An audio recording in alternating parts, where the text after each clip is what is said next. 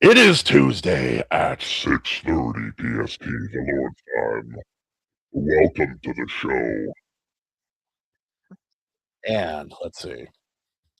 Thank you for joining us, everybody. We are joined by Animation Overload, the beautiful MAJI Chan, and the also beautiful Matt from BATTMURK, the metal cartoonist, the man, the myth, the legend. Thanks, man. Thanks for having me on. Absolutely. Ride.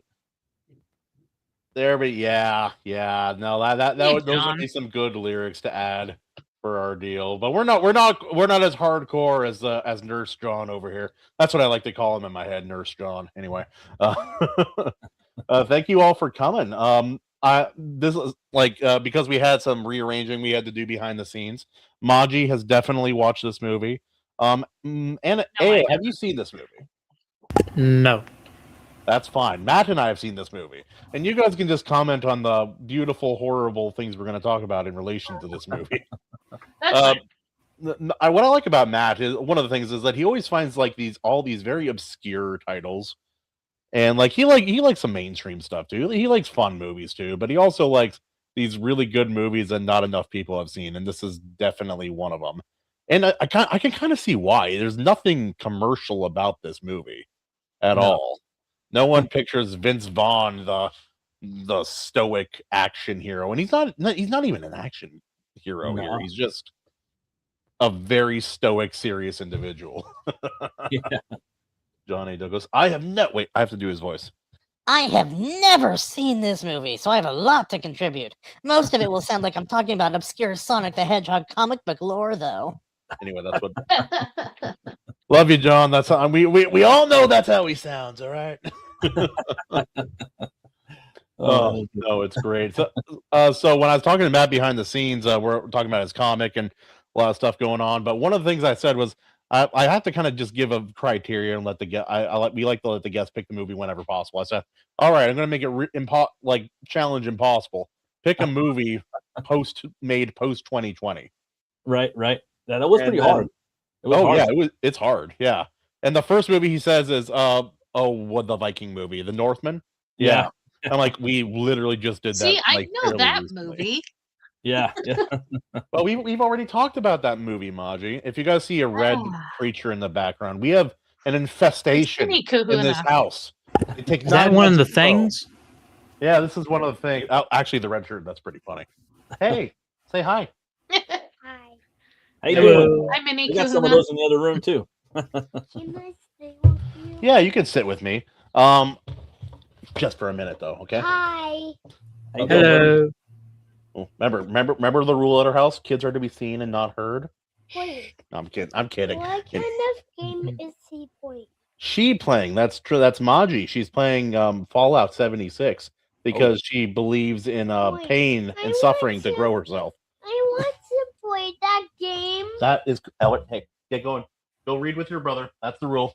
I can't read it. No, get going. First time, go. Okay, anyway. But we are going to be talking about the Brawl in Cell Block 99. And I'm very happy that Matt picked this film. It didn't fit the criteria, but he was really struggling picking anything made in the last 6 years. And I honestly can't blame him. But no, this movie was really surprising. And you Matt, you mentioned that this is the movie that made you like Vince Vaughn and convince you that he was an actual actor, not just comedian. I thought he was really good in Psycho. You know, I mean, I think the movie they should have did some bigger swings with it because it was shot for shot a remake. You know, even with Vigo being in there and Danny Elfman doing the score, it was still cool. But I think with that movie, but it wasn't with what he did. He brought like a new look to Norman. He had the long hair, so it looked really creepy. You know, and you couldn't really tell it was him for a while. You know, so plus he's so tall. He's always tall. People always underestimate how tall, like. Because they like obviously movies. Well, heck, we watched Conan the other day. They made Arnold look as big as Chamberlain way too often in that movie. I'm like, Destroyer, yeah, they are not the same size kind of person. It's really shocking when you see what they look like not in front of a camera. Oh yeah, but yeah, and like so in a lot of movies, like when someone as tall as Vince Vaughn, like 6'4", they try to make him look a little more measurable, so to say. Yeah, and he's definitely a well, he's like a mainstay with the director now. He's like his Kurt Russell as to Carpenter, or Trejo is to Rodriguez, you know. Or what's that creepy little actor who always works with Nolan, Christopher Nolan? He's in the Batman films. He's in all of he's Oppenheimer, that guy. What's his name? Oh, yeah. You know who I'm talking about, though. Cillian Murphy. Yeah, Cillian Murphy. Good actor, but like you can always tell when a director has a couple of favorites. You're like, I've seen Batman. Actually, he did screen tests with the suit on, with the Val Kilmer suit on. They're out there. I wouldn't pick them, you know, but he was perfect for Scarecrow, I think. Oh yeah, no, he's very creepy. It's like one of my sister's favorite movie growing up was Red Eye. Where, okay. That's actually a pretty good film overall. Yeah, solid film. Yeah, it's one of those films that proves you don't need giant elaborate sets to make a really good film, because majority of that movie is made like on a plane or a tube. Yeah. Yeah, cylinder. And speaking of films that don't need a lot, this film is a great example of that, because the sets are they're good, but there's nothing to them. Right. It's like a couple of homes, and then whatever they used for like some of the outdoor prison shots, and then the progressively more hellscaped prison system that he went through. Right. Like, I'm like, this is ruining your life, like the speedrun edition, man. This is like every bad choice you can make for a good reason was made in this case. And I was worried. I had a couple worries nearing the end of the story that proved to be unfulfilled. But yes. What is that video? That is a video of me yelling at the screen. All right. Go read. Okay. First time. I can't read. Well, no, go have grandma read to you. Go. But yeah, no. So what was it about how did you find this movie, Matt? I know you like to look for somewhat more obscure films, but what brought you to this particular film in your memory? Sure. We were going through a dry spell of Westerns for a long time, but the ones that we did get, they were usually really good. Bone Tomahawk, like, yeah. You know, we get Appaloosa or whatnot, and then I'm just like a big Kurt Russell fan. And then I saw he was doing a horror Western, in which What's up, Bill? Hey, how you doing, man? Hey. Welcome to the show. Have you seen this movie, Bill? I didn't even know what movie was this week, because I know we were talking about it in the group chat for the host, but we didn't share it early enough for everybody else to know about it. But yeah, no, it's the Brawl in Cell Block 99. It's this like 2017 movie? 17. Yeah, I've heard it. I think I've heard of this one. I just haven't seen it. It looked interesting. You Bill, you would really like this. Like the way it starts off, it's so desaturated, and then by nearing the end, I'm like, some of these shots are looking like a Renaissance painting of a very unfortunate scene. Yeah, no, right. A lot of them. Hold on. You say a very unfortunate scene. Is a man's butthole compromised? No, not on camera. Yeah, I mean, it's kind of implied. There's just not. You don't have enough time, really, without spoiling it. But that's what we will be spoiling it. But yeah, it's got to move around a bit in here. So you found the director through Bone Tomahawk, Matt, and then you that brought you to this movie. Yeah, I love Bone Tomahawk just because, like, I'm a really big fan of like Westerns, and I love the subgenre of horror. With weird Westerns, usually what they call them, or horror Westerns, and that's what I did. I spent 10 years on a book character called Butch Cleaver doing that, and I kind of taught myself how to make comics with that character. Still am, but so I found that, and then I'm a big Kurt Russell stan, and I found out he was doing a movie called Bone Tomahawk, and it sounds like my character Butch Cleaver, and it would just kind of all went, it's a bone, da da da da. So I was like, oh, perfect. And then you look at the right cast, up your alley. All-star cast, dude. Like just packed with different, really good actors. That direction really landed. It's very atypical for modern Western hits as well, which was appreciated. Very Howardian as well. Very Howardian Bone Tomahawk is. In the way that it shifts towards the end, it goes full horror. And so I was, this guy, I'm like, this guy's he's one in a million. He's like an Eggers and a Cosmatos, So Yeah. I followed his work, and the next one was Brawl, and I was like, okay, Vince Vaughn. All right, I'm not a big fan of Vince Vaughn, and the kid stuff kind of hit or miss with the jokes and whatnot. And other than that, I didn't really like him that much. I thought he was whatever in Psycho. I thought he was okay, but with this, I was just like blown away. I'm like, this guy could do action. He could do this heavy drama. I heard rumblings of True Detective season 2. I never got into it, but I wanted to give it a shot. I still need to see that show. Still have not seen True Detective. I didn't even seen finish scenes, the first but not season. the whole film. But I didn't finish it, and then I picked this up, and like this is one of my favorite movies ever. Like favorite in the last 10 years. I mean, Northman's good too. I like Northman a lot as well. But I like Northman, but I'm a little pickier with Edgar's movies. I like his style, but I don't always. I think it works better. His style works better in some films than it does in others for me. For sure. It's like for me, Nosferatu is the film for him. Like out of his catalog for me, That's like Nosferatu. That's a solid movie, and I thought the style really bloomed properly in that movie in particular. That's your favorite? I'd say I haven't seen one yet that I didn't like. I need to sit down and watch The Witch one of these days. I'm sure. It's fantastic. And all of his movies are going to be that way too. He's not going to, as far as I know, that's what he said. They're all going to have cobblestones or whatnot. I'm already rock hard for his next movie about the werewolf. Oh, dude. I'm ready. Oh, me too. I love werewolf movies. Yo, what's up, Brian? How's it going, man? How you doing? Also, AO, imagine Vince Vaughn as a fighter with a cross tattoo on the back of his skull. That's who we're dealing with in this movie. Oh. Yeah, and he's Southern, and he had to get a dialect coach, like, because I watched some of the behind the scenes. I have yet to buy it yet too, because I stopped buying DVDs for a while. So like I have a big DVD and Blu-ray collection, but I stopped probably like maybe 10 years ago, bro. Like right around the time. Well, it's tough when so much is available on streaming, but then but every now and again I'm thinking, I'm like, I like next time I move, I'm like, I don't know if I want to have all the streaming available with just the general TV. I haven't been letting my kids watch TV almost at all recently. The last movie they watched was Whispers of the Heart, the Ghibli anime film. Really good film, movie. actually. Good stuff. And because they haven't been watching brainless crap for a while, they actually sat down and enjoyed the movie. Shocking to some people. Right. That is but Giga Chads raise their kid. Absolutely. Doing my best here, man. But Bill, what was the time that you found an actor, like you had a certain perception of an actor or actress, and you saw a film that kind of blew that away? Because that's kind of that's what this film did for Matt. For me, the thing that did that with Vince Vaughn was Hacksaw Ridge. He was the drill sergeant in that movie, and he's funny, but not in the Vince Vaughn way. He's funny in like a drill sergeant way, and he did play a drill sergeant properly. I was impressed. I never seen it. I gotta watch it.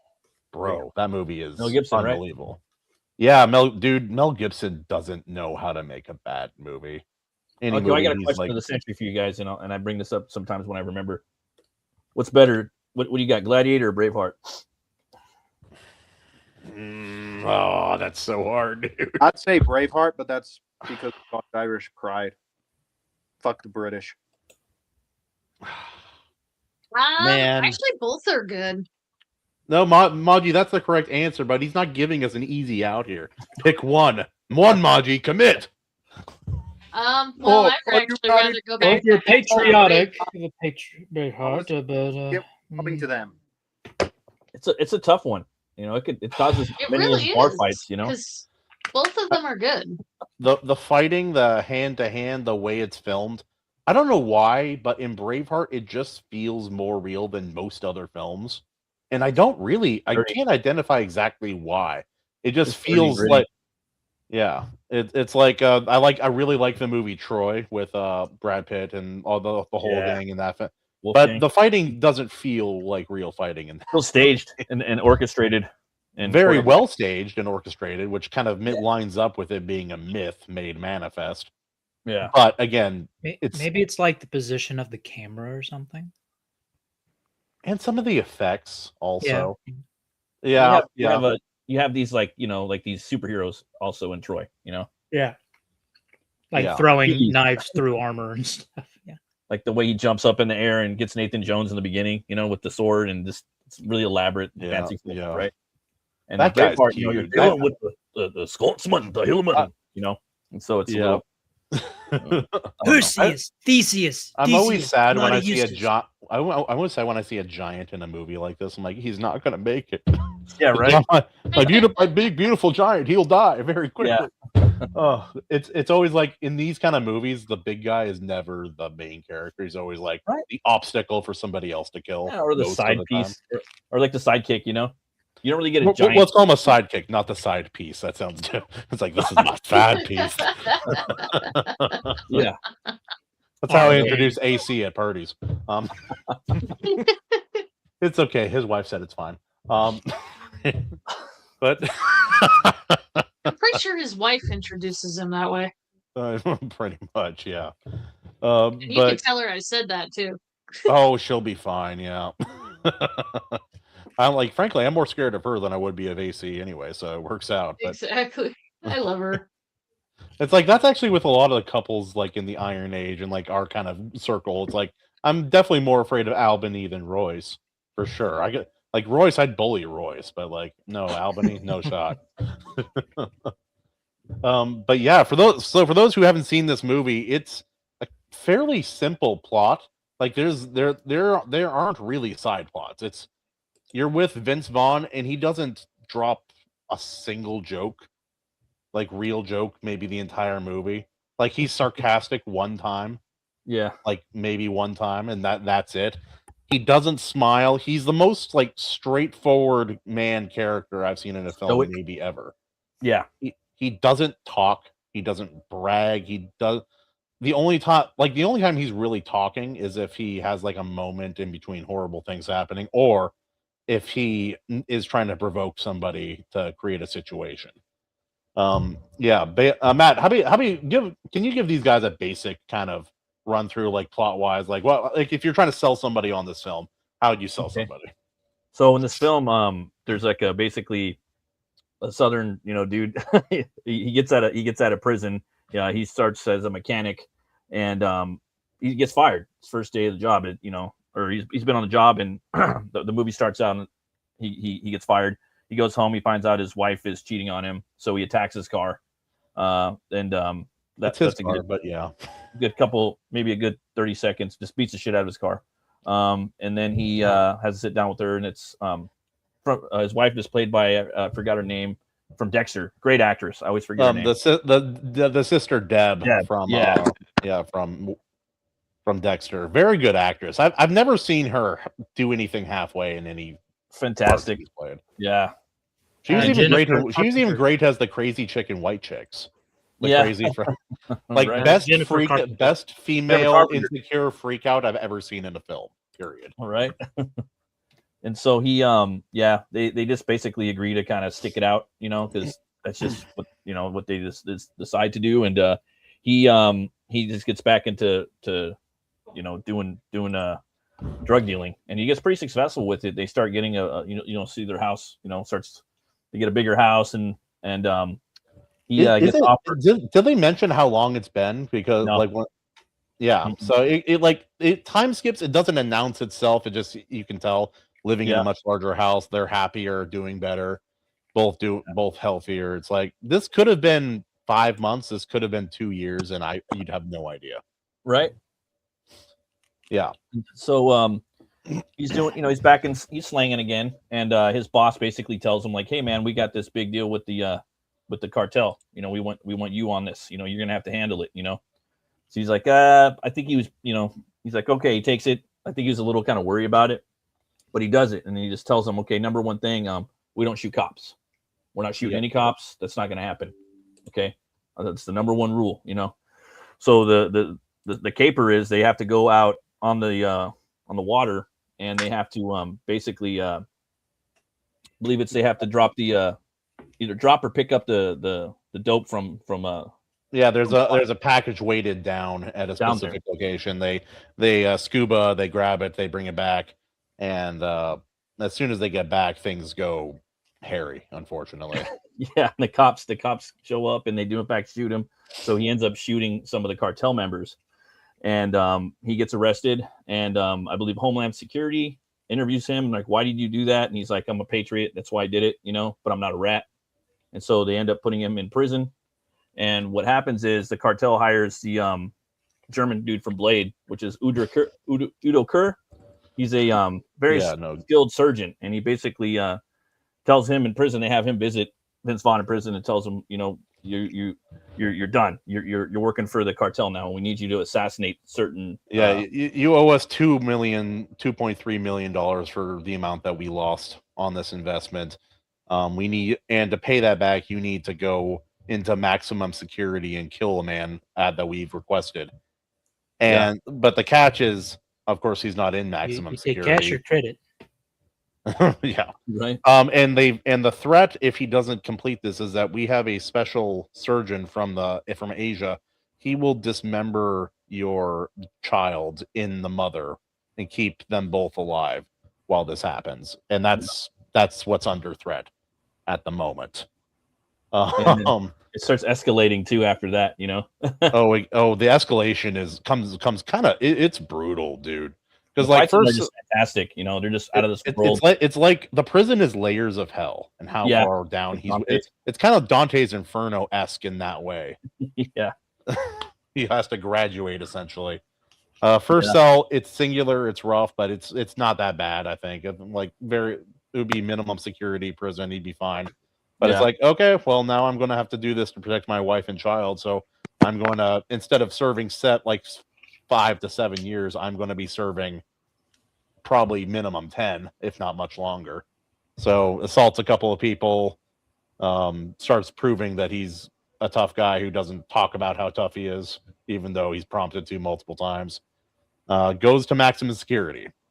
And then he finds out that the people that he needs to visit are in not cell block 99, which is so much worse than the already much worse maximum security, or as the warden calls it, the minimum freedom facility, which is it's like Don Johnson. Don Johnson in there. He's great. He's great in Miami Vice. He was great in the movie, and what they do to him as far as like torture goes, they hook up that shock therapy.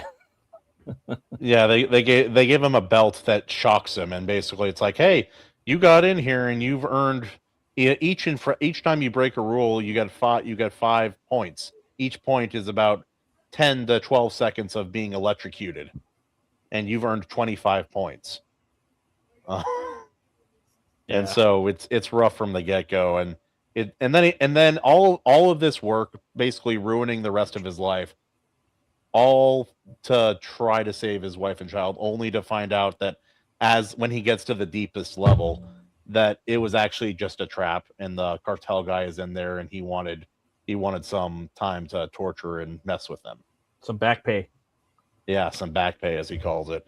What about the dude like Liu Kang hitting the bag? Remember that? He just kind of boom, boom, boom, boom, boom. Yeah. Remember that?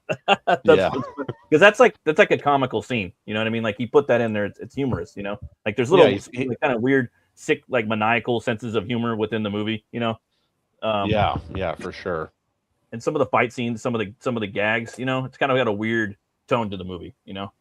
But it's like it doesn't pan away. It doesn't get up close. It just like it's kind of like some of the scenes in Daredevil, some of those fight scenes. If you guys have seen the Daredevil, it's like you see everything, and it's not sped up. It's not faster. It's like it's awkward and it's brutal. Yeah, his character is maybe the most efficient, quiet fighter, like tough guy in a movie, good guy in a movie I've ever seen. He probably has 40 lines, 50 lines in this whole movie, and he's the main character. He barely talks. Very, very much like Conan in some regards. I don't know, man. Like what he has to do to get transferred into cell block. Like he doesn't want to do this. Like what he did with the guard. Yeah, fight in the hallway, and they tried to get him into the boxing thing. Remember the first guard? It's like we're doing the boxing first guard, and then he beat the crap out of that guy, huh? Yeah, pretty bad. Brutal. And the fighting, I'm like, this is the kind of stuff I saw in street fights. Like Yeah. this is not what professional fighting looks like. We're seeing like bones popping out of skin. You're seeing knee reversals, elbow reversals. Later with the cartel guys at the end, it's The finality of it. Yeah. yeah, you see jaw detach very brutally. And the ending is like, you know, I don't know. I didn't see it coming. You never really, you know, I had a feeling. I mean, but you know, you don't really know what's going to happen. And then his next movie has Vince Vaughn in it as well with Mel Gibson. It's called Dragged Across Concrete. I don't know if you watched that. It's good. I haven't. I will watch it. Great. It's a little longer. It's just, it's slower, but it's a good caper kind of. It's worth watching at least once. And the ending is unpredictable. And now his next movie he's doing another movie with Vince Vaughn. The next one that they're working on now, and it's going to be a Italian mafia movie, I believe, a biopic type thing with Loan Shark. I'll watch that. Yeah, so I'm looking into that too. But I recommend both of them. PK Zoller, or I think that's the name. Yeah, Zoller. Craig S. Zoller. I forgot. I might be getting the names mixed up, but Zoller's definitely his last name.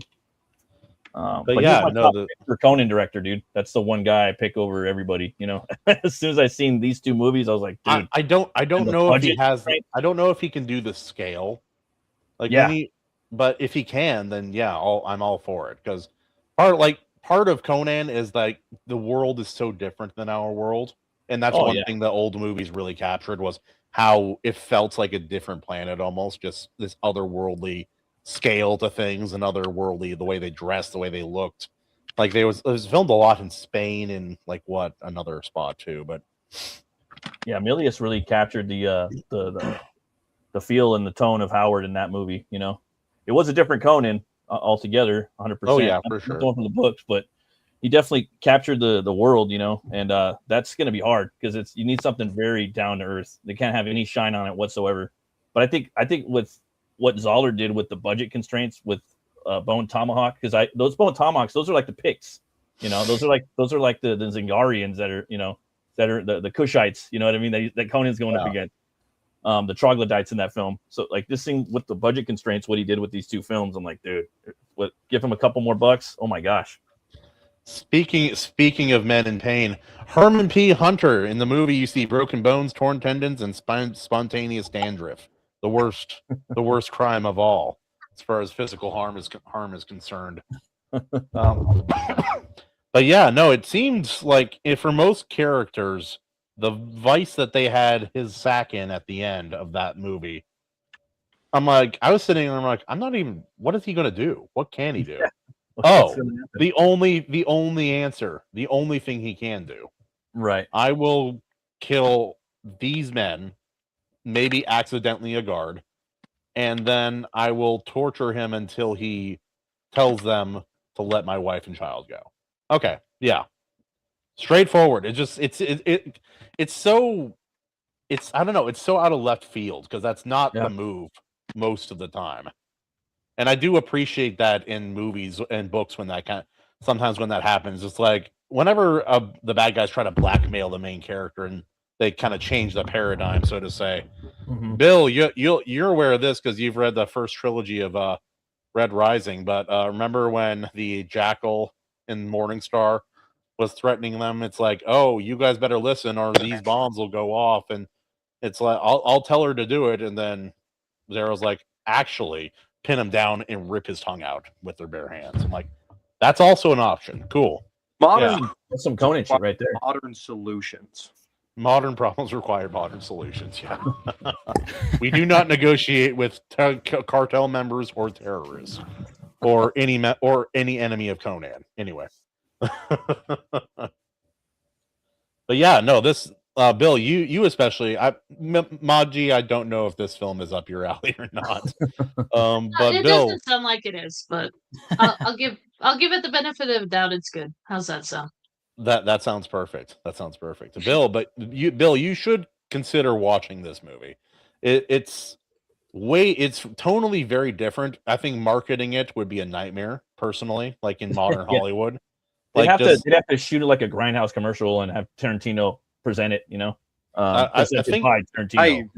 I barely pay attention to marketing anymore. I'm like, does the movie sound interesting? Yeah.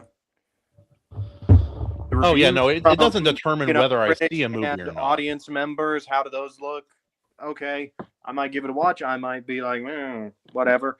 This one was one, like I said, I'm pretty sure I've heard of it, and I have seen Bone Tomahawk. I quite enjoyed that one. That one was delightfully all kinds of effed up. Yeah, this movie is also that. Yeah. Delightfully so if you're in the mood for a darker story. Also, real quick before I forget, yes, you asked sir. a little bit ago, Kahuna, which actor my opinion changed on?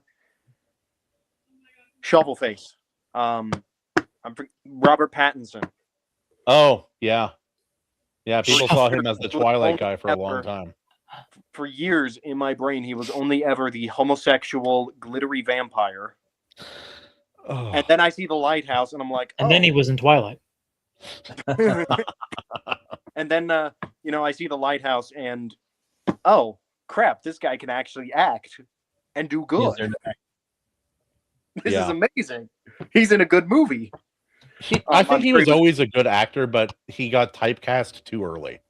That happens to a lot of like Tom Felton is a good actor too, but he got typecast as a shithead at an early age. Nice little piece of Pattinson trivia for everyone here listening to the show. In order to prepare for his role in the new Batman movie, Robert Pattinson spent years of his life being known as the guy from Twilight and being angry about it. He was preparing for the role. He also had to kiss Kristen Stewart. So there's that. He was a vampire. That can make any man angry. Pattinson actually went and made seminars for up-and-coming actors on choosing your roles wisely because you didn't want to be typecast. That's how much he hated that role. Rule 1, if it's got vampires, don't do it. I like all these behind-the-scenes interviews that weren't ever published until later. It's like he's talking. It's like these are not good books. Just like talking about Twilight while he's in those. Doesn't he roast him in like the commentary or something? A lot of that came out later. They didn't release it with the movies at the time. That's yeah. funny. I never watched Twilight, but I have a rule: if I could go to a high school play and see better acting, I'm not wasting my money. I saw the first one. I read every single book. Okay, so who's more of a master? Like, damn. I watched Underworld instead. It's the same thing, but for adults. It's like, while you were Underworld was good. Underworld is where it's at. While you were going on dates with heterosexual women, I was mastering the blade. Anyway, since I didn't see the movie, I'll take drawing requests if someone has someone. Can you do Kate Beckinsale? Oh. Who? Can he? Actually, can we have Kate killing a Twilight vampire, please? There you go. There you go. Make it. Put a chick in it. Make her gay. Anyway. I want to revise my statement. The first two Underworld movies are where it's at. After that, they kind of went downhill. My favorite's the third one, Rise of Lycans. To me, I love that one. Oh, the prequel, like Legacy came. I liked it. I thought it was good. I thought honestly, the second one is more. The fourth one wasn't didn't very impress good. me enough to really make me think, oh yes, this prequel was justified. I was just like, and then okay, this was. I think they made a fifth one. Stuff we already knew, so why? Bill, respectfully, shut your whore mouth. I'm kidding. It wasn't the strongest film, but there was a lot to like about the Rise of the Lycan. I did like the costuming was strong, the setting was strong. I do feel like they could have done, like, since we kind of already did know the story, they could have done a bit more with it in some ways, story-wise and even character-wise. But I love what's the name of that actor? Michael Shannon. Yeah, he's great. He got pretty big in there. I love showing people a scene from any of those movies, and then showing any other scene from any other movie. Yeah, right. He's in Twilight too. He plays like the vampire. Yeah, the gay vampire. And also, which one? The one in charge. The one in the evil one in charge. Okay. Yeah, that's him, and he's also in what's that Terry Pratchett? But what is that? Damn it! He's like where the angel. Like where there's the angel and Omens? the Good Omens? Or... yeah, Good Omens. Yeah, he's in Oh, that. yeah. That And TV show. it's such a different character. In those Totally different. films. 'Cause he's a It's so barbarian funny. and you know, and there and just seeing his whole rise and the whole storyline of them being the watchdogs and just seeing and it's a fucking dope ass werewolf movie. And like I said, I was a big fan of Legacy of Kain, and to me that was it. Like Bill Nye is like Kain in there, you know, and he does such a great job. You only get a little speck of him and Sheen in the first movie, and I'm like, I want a little more of that, you know. I'm like, oh, well, and here you go. We did get Bill, go. dude. Nye is one of my favorites. The way he articulates and gesticulates. Oh yeah, everything. His act, like and like as what's his face in the Pirates movies. Davy Jones, dude, as Davy Jones. So good. What was his name? Bill Nye or? Yeah. Not the science guy, but yeah. Yeah, not the the other science one. guy, the British guy. The proper one. He's great. The good like, one. That Underworld was the movie that really broke him out. And when he comes out and they first wake him up, he's like, "Uck," you know, like okay. And then they're all thespians. Every single actor in the first Underworld, they're all English thespians, you know. And you could. Oh, that's hot. All in the Oh, you missed some. Okay. He was totally Kain though, dude. I know for a fact they're all big fans of the Legacy of Kain. There has to be, you know. Kevin Greavox wrote it all. And on a side topic for like 10 seconds, he's also the main villain in Kevin Greavox's I, Frankenstein, which is a good PG-13 trash movie to watch with your kids because there's no. I like I, Frankenstein. That I like one it is too. a very underappreciated movie. I liked it too. I remember watching it and being kind of let down by it because I expected all the Universal monsters were supposed to be in it because I followed the movie, you know. Yeah. And before I followed the creation of it, and then it's like, oh, gargoyles and demons, you know, and then you have Bill Nye in there, and he really sells it. And I just watched it for the second time because I saw it in the theater like 10 years ago, and I watched it like 3 nights ago with the kids. We all dug it, dude. And Aaron Eckhart's a pretty badass in there. The action's great, and that's my favorite genre. It's hard to pull off action horror, you know. Like I love Blade and Underworld movies, and you don't really get it. Another one that's underappreciated, I think, is Dracula Untold. Yeah, that movie's awesome. That was the one movie I was waiting for. Like, see, I really enjoy that film. Kind of like Dracula a little bit. But I feel like I have to give like a little a disclaimer every time I mention I love that film. Yeah. It is maybe the most predictable film ever penned in. Well, here's the problem. The one problem I had with that film, they deleted a scene that they should have kept. Well, Baba Yaga? Well, the scene at the end where you find out that the vampires went crazy and they killed all the kids anyway. That's why he that's why he actually did what he did, was because he realized it was all in vain. Yeah. But if they hadn't deleted that scene, that movie would have been perfect. I know it's predictable, but it still was good. And knowing what's going to happen doesn't always take away enjoyment. If it's a book that I've been anticipating, then I see what's happening right away. Sometimes I'm like, okay, well. Like for me as a kid, I seen Bram Stoker's Dracula. That's my tied with RoboCop and Conan. That's my favorite movie. Those are all three my favorite movie, right? Oh, and, which vampire? Bram Stoker's Dracula. Oh yeah. And so I always wanted to see like, well, dude, movie. I want to see the whole, just like, you know, like we're talking about with Underworld. I wanted more Lucian and more Marcus or Victor, whatever his name was. I wanted more Vlad the Impaler kicking ass, doing shit. And I want to see more of that. And that's exactly what Dracula Untold did. I waited like my whole life for it. It was PG-13. And like RoboCop, the remake, it was PG-13. It's like these movies, you don't PG-13 them, you know, and they're trying to bring in more. I honestly think that's why they deleted the scene, was because they killed kids. Yeah. Oh yeah, definitely. And it's too bad because it kind of makes it. I don't know. It takes away some of the weight. Yeah, it does. And the weight of that scene. And for me, it would be more like Coppola's Dracula. I think that's the best one. That one and that movie, and then Nosferatu are the best Dracula movies ever made. You know, like Bill Skarsgård's Orlok is basically like the Dracula in the book with the big mustache. You know, like if I would have made that movie, like if I was in charge, like a major producer in Nosferatu, I would have, hey bro, you got to ditch the mustache. That's too Dracula. You know, I know the whole story, like pretty of you know, the family and you know the reason I excuse it. You know the reason I excuse it. Because no Dracula on screen has ever had a mustache. Well, actually, Christopher Lee has in Count Dracula. That movie. I still haven't seen that one. I did. He's such a good actor. I'm like, as soon as I found out he's played Dracula, I'm like, I need to see this movie. Played Dracula like 9 times, but that one's not the same Dracula from like The Hammer. It's from a different director, and it's badass. And he looks, he looks like him. And I'm still waiting to see the new Dracula movie with the Luc Besson one, and that one's heavily influenced by this one. You know, a movie I still need to see that I've been meaning to see. What's that? You and I have talked about this before, but I dismissed the last Predator movie. Like, what was it, Predator Badlands?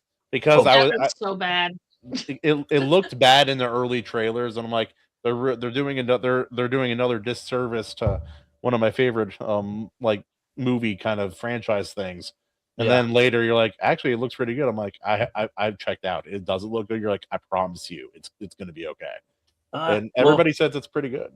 Oh yeah, I loved it. Family loved it. There is some Disney kind of isms in there, but the thing I like about Predator is every fucking movie's different, and you could cook all the movies up into an anthology because they're so different genre and tone wise. They all shift. I mean, the first one's the best. Oh, sorry. No. Oh, Predators. Yeah. Predator. Yeah.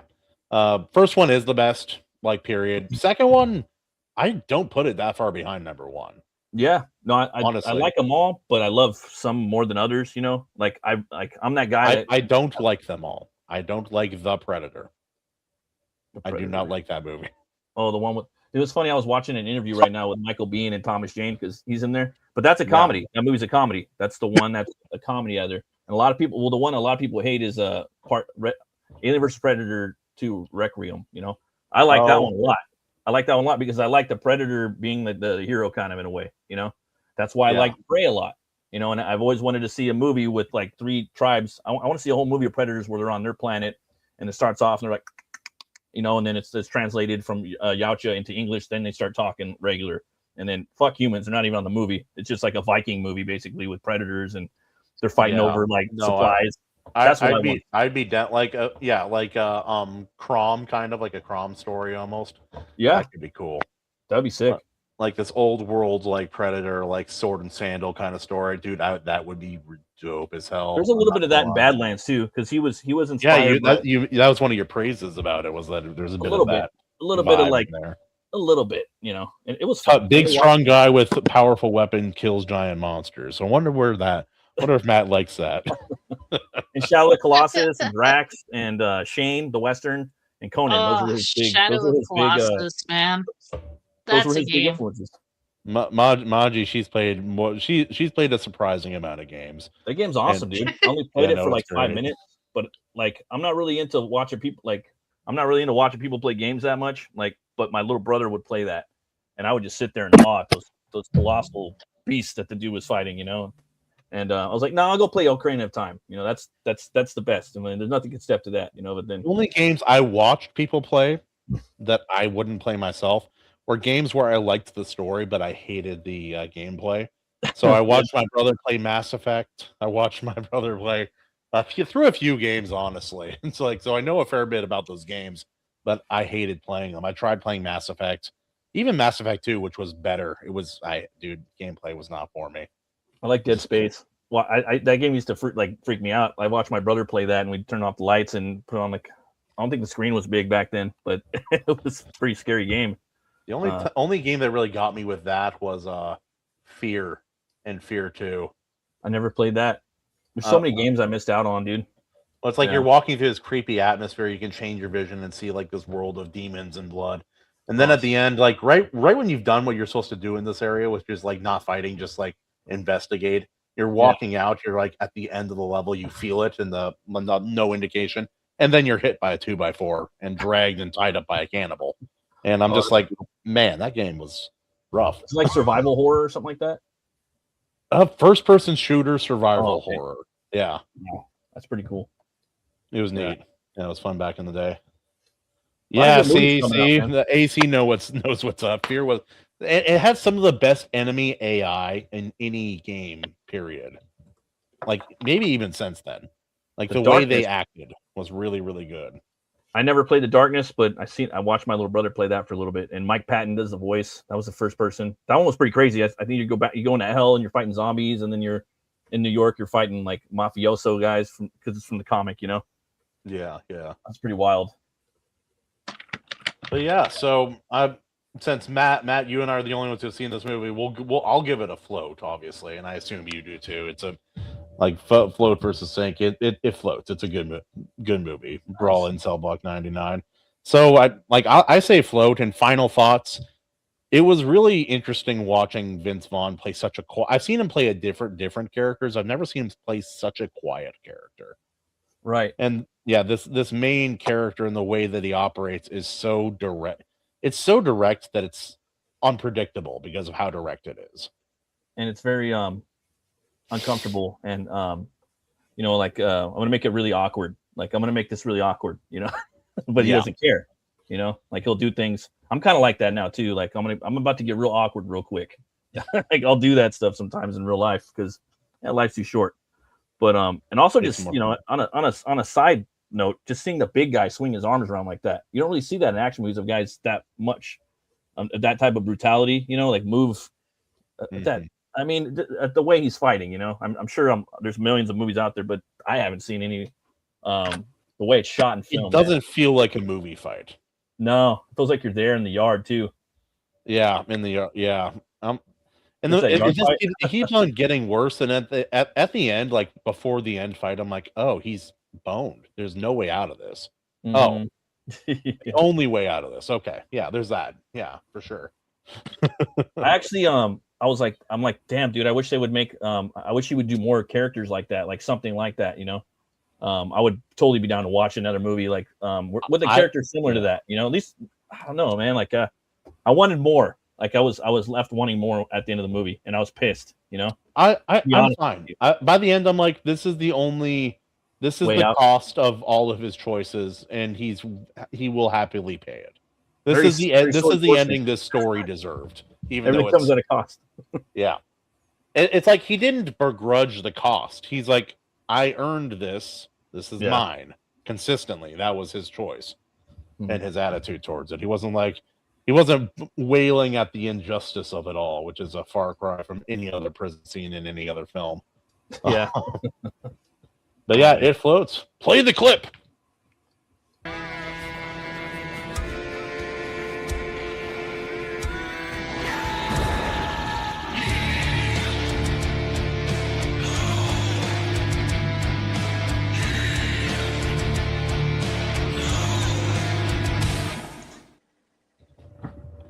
Gang, gang. But yeah, so that was the Brawl in Cell Block 99. So shocking film. I really liked it, but I'm sitting there. I'm like, this movie doesn't appeal to general audience that well. No way. It's such a niche experience. I think a lot of guys who like guy things and Justice would like this film. It's a visionary. Like the director, he's a visionary. Like so, like him. He's one of the guys I follow. Like now, like we're talking about movies, like what are we watching? And like with the rise of influencers and whatnot, they're the ones that are taking popularity over movies, and they have been for probably the last 5 years or so, right? So films are kind of in a weird state right now, and theaters are kind of on the precipice of closing. You know, so I know it's so sad. I love going to theaters. A lot of good movies coming out in the next until the end of the year. Tons of good fucking movies. I can't wait to go see He-Man. Resident Evil looks great. Looking forward to Werewolves. You know, there's. My wife just saw The Mummy, you know, she thought that was a fun movie. But yeah, man, I don't know. It's weird, man. Bill likes kind of smaller, more obscure authors, or not authors, but directors and filmmakers too. You like Tarkovsky? Is that the guy's name? Andrei Tarkovsky. Yeah, close enough. Yeah, I'd have to check out his work.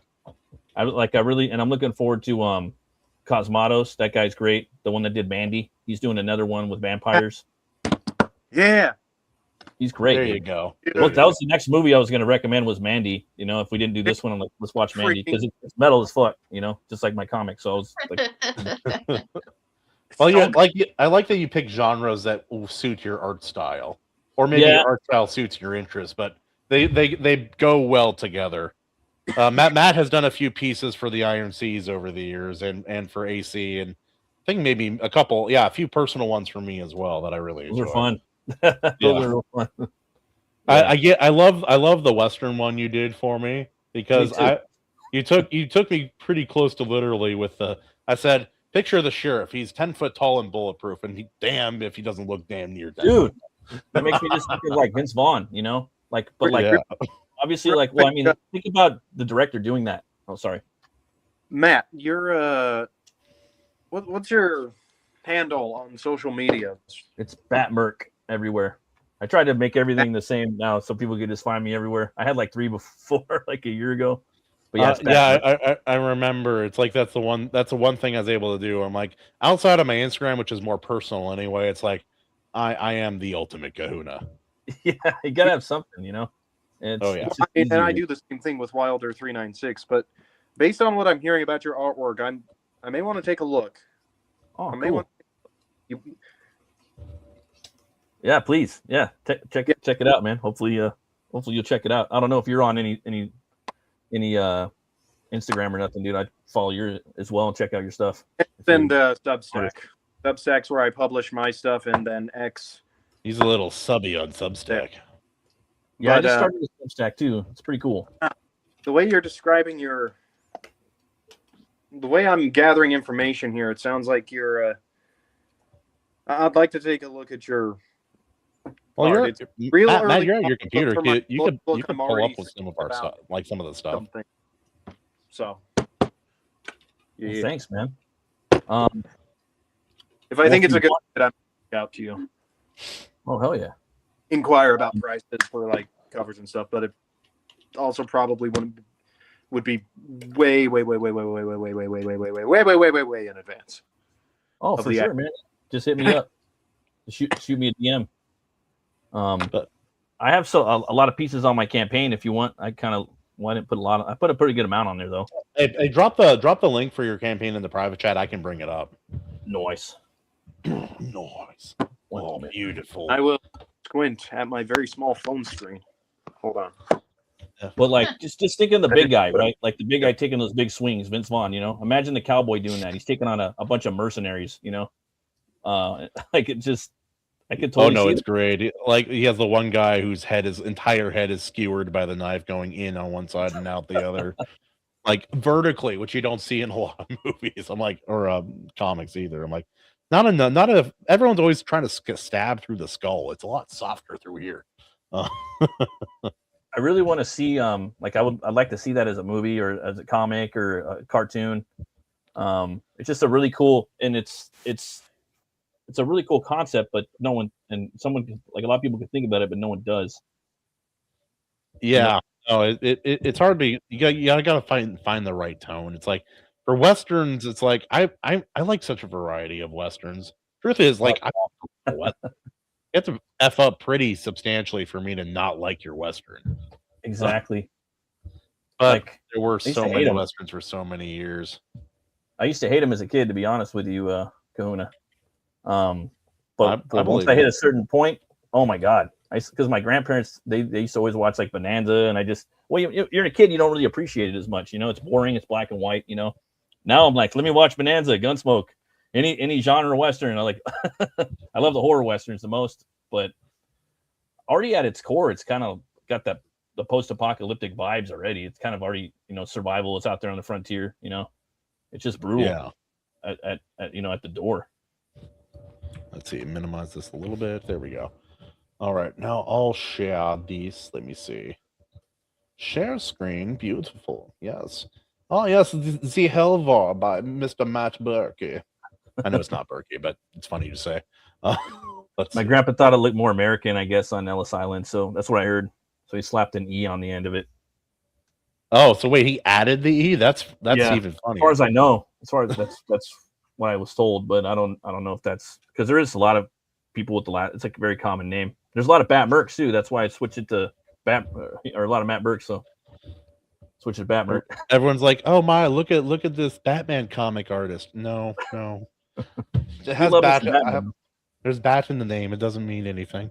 But yeah, here we go, brother. Oh yeah, because you always have that. See, even this like. The guitar that's also an axe. The axe guitar. That's great. Yeah, dude. I never hate seeing an axe guitar ever. There's never been a time I've been disappointed by that. Gene Simmons, man, the demon. We could all thank him for that.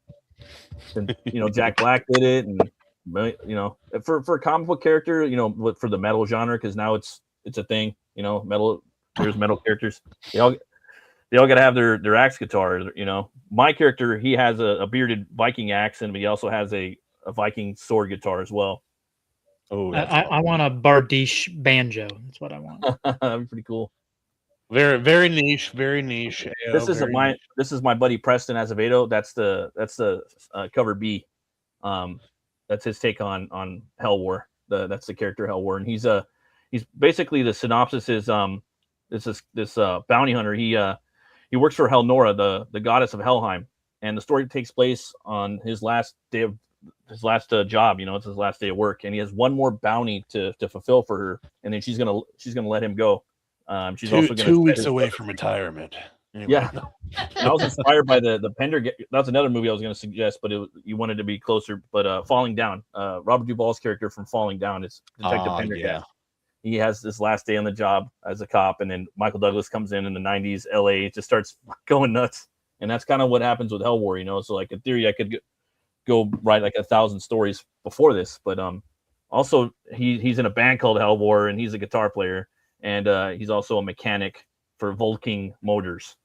And he also does some side work for young blonde pop stars. Just guitar work as well. Just like backing track Hell War. Yeah. Dude sound like oh shit. What's the name of the character? That guy. Buckaroo Banzai. Oh yeah, Buckaroo Banzai. Yeah.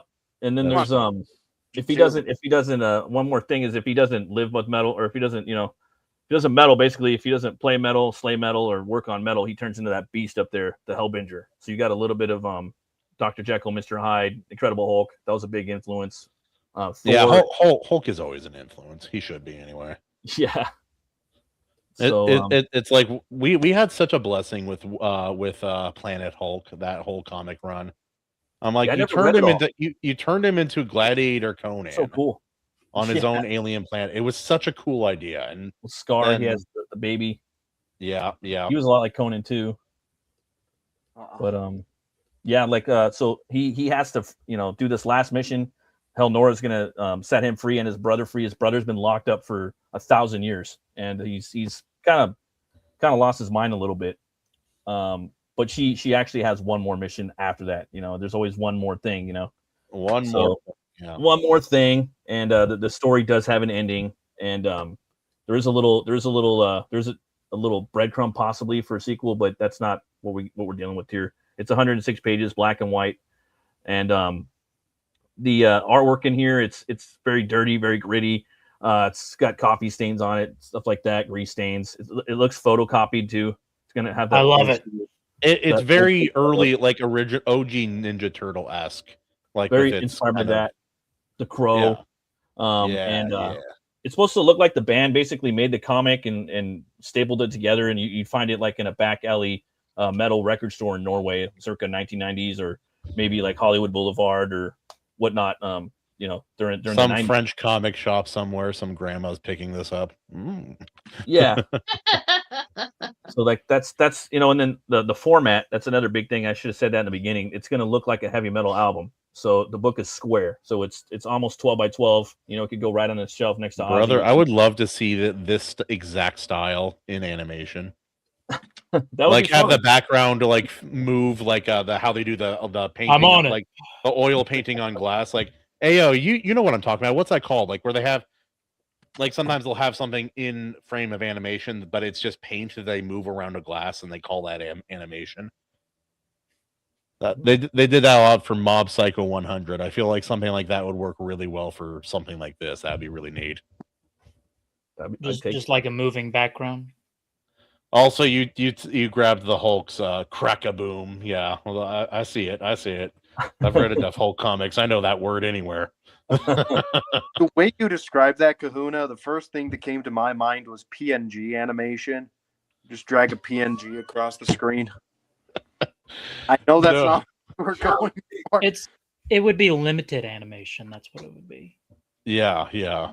Well, it's like I might show you guys an example later, but show me an example. I'll tell you more what it is. It's never like the entire screen. Usually, it's like they have these oil-based, like really watery paints, and they just move it around on the glass so they can reshape it, and it never dries. And that's how they get that look that I'm talking about. But it's like really neat. the effect or something. Yeah. It's usually Okay, like I for know like, oh, there's a ghost, and so the animations look really weird for the ghost, and that's one of the ways they did that.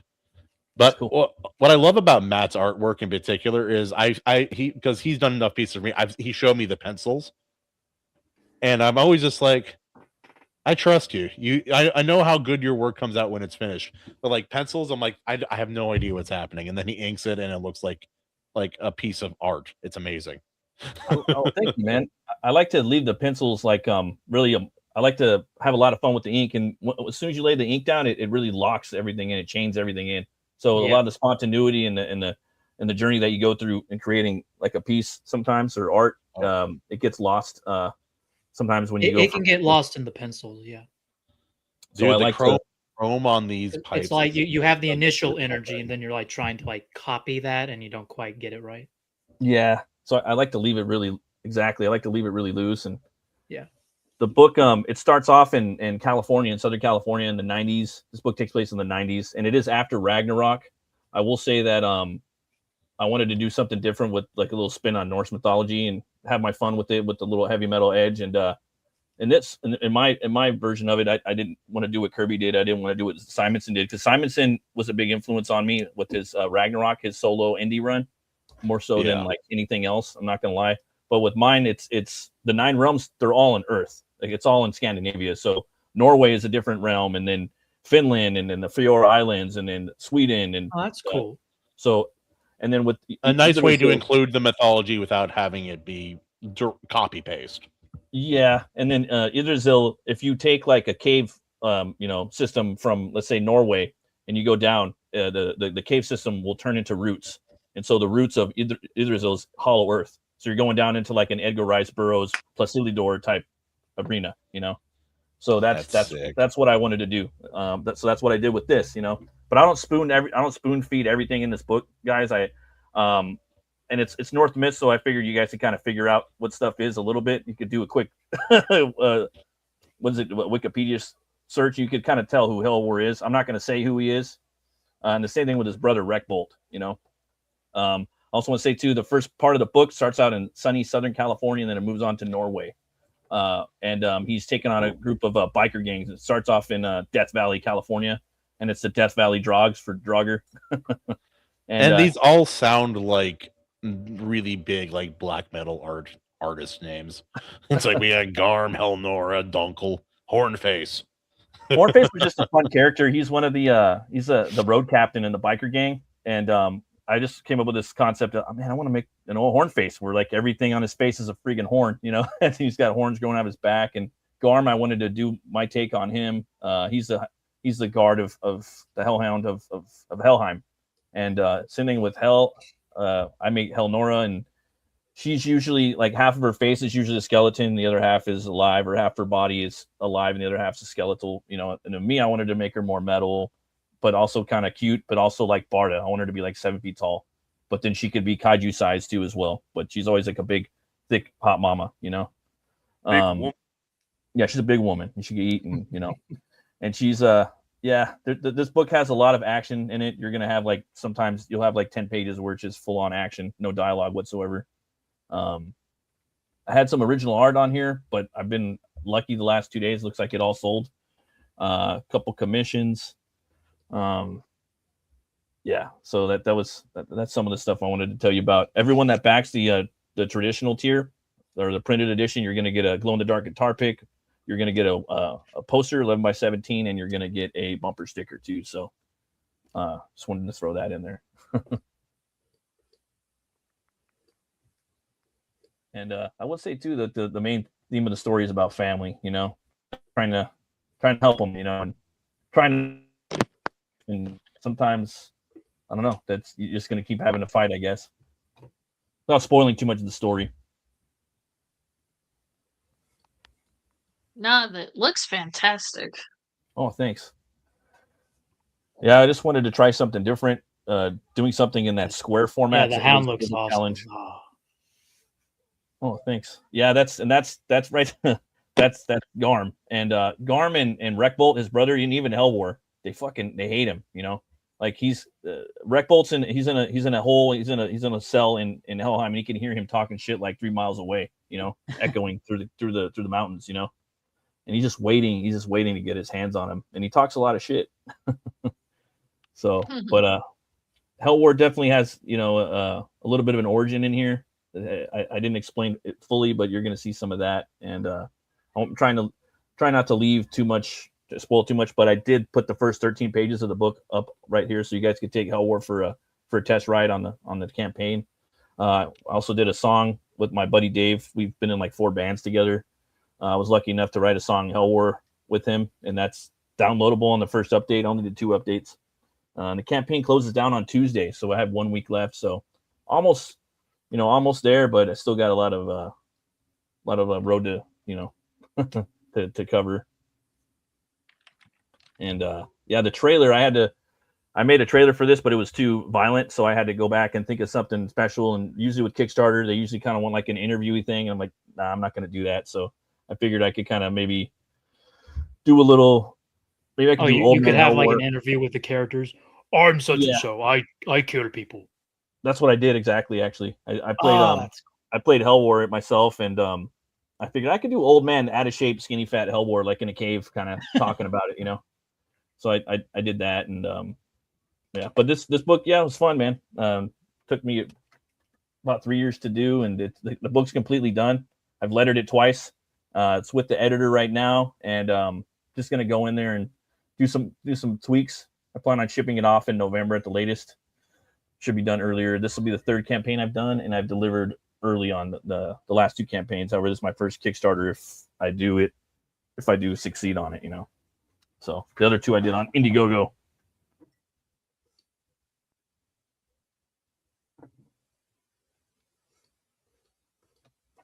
Nah, it looks really good. Oh, thank you. I appreciate that. Yeah, hopefully I can make it. I really wanted to do it in that format. If not, we'll see what happens. And yeah, I really love that cover. My buddy did. That's pretty badass. I don't know if you guys know Preston Azevedo. He's been doing the Legacy of Kane comic books. He just did the new Kickstarter. He did a piece for that, but then they loved the one piece he did.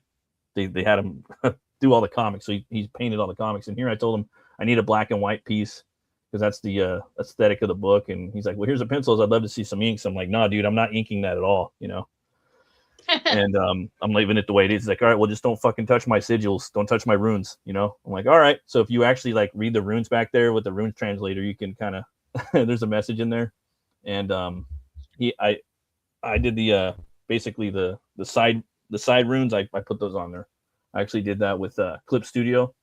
That's the first thing I ever did with Clip Studio. So I thought that was pretty fun.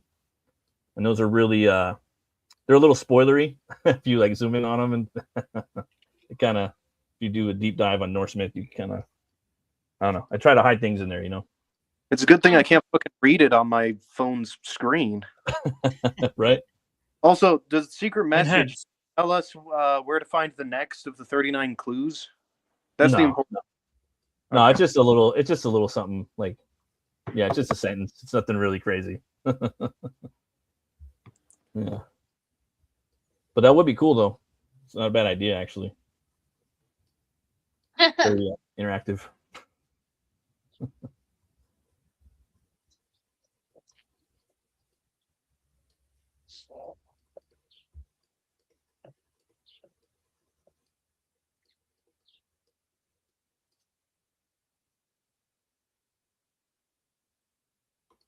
Oh, I think you're on mute, Kahuna. Oh, yeah, Kahuna. I was on mute. I said many There you go. wise things that can never be repeated. It's really too bad you guys missed it. Oh, thank God. I mean, no, too bad. Anyway, well, hold on. I got to fix something. There we go. That's better. I'm kidding. Come back, Bill. It brings me such a giddy joy to be able to kick someone just for fun. Hey, how's your piece coming, man? I love the expression, the disdain, and the blue steel face. Oh, she's like, I don't even want to touch this man. Holy smokes! Oh, it's so much fun, man. But yeah, no, I have your Butch Cleaver comic. I love that poster you sent with it, like the wanted one, the wanted poster. That was Oh, fun. yeah. That was a neat extra to have. I was like, I was gonna put it up in my kids' room, but their room is slowly turning into all of my other rooms where I have too much artwork on the walls, too many pictures and stuff. So I'm like, shoot, maybe I'll have to replace one of the others. But Yeah, thanks, man. This book's gonna be even better. I've leveled up as an artist too, and oh yeah, and as a for writer too. And that one was from like basically 2000, I think 2017. So it's coming up on, or 2018. So coming up on almost 10 years. So I've learned a little bit more. I'm trying to push myself and become trying to get better every day, you know. So yeah, no, absolutely. And oh yeah, no. Speaking of your artwork, a while back I commissioned you to do a piece for AC's what was it? His animal spirits, his spirit. Oh, what is it? Why am I blanking on the name? Animal But- spirits. Yeah, his animal spirits storyline, and it was the one-eyed ogre, the one-eyed orc jumping off the turtle with the fish hooks. Yeah. And I love it because I've worked with about 4 or 5 artists that I really really like. You're one of them, and you are one of 3 artists who has unprompted added a volcano in the background of one of my pictures. really, must be some. Yeah, no. It's because they're all Hawaiian themed. I never mention a Oh. volcano, but it always gets added, and it makes me happy. It's just It a has fun. Because it's anything Polynesian island, you almost just assume there is a freaking volcano, dude. Well, I think artists also want excuses to draw things that they like. I don't know a Yeah. single artist who hates volcanoes or Pretty hates metal. dragons. It's Yeah. like I hate volcanoes. A volcano killed my father. I had one artist like this woman. She loves dragons. She always is adding dragons like into designs and backgrounds and stuff. And I designed a piece. I'm like, now there are no dragons in this world. She's like, got it.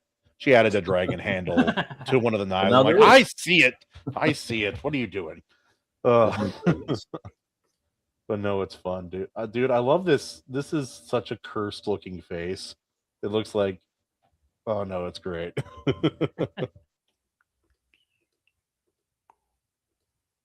I'm afraid to know what this is going to turn out.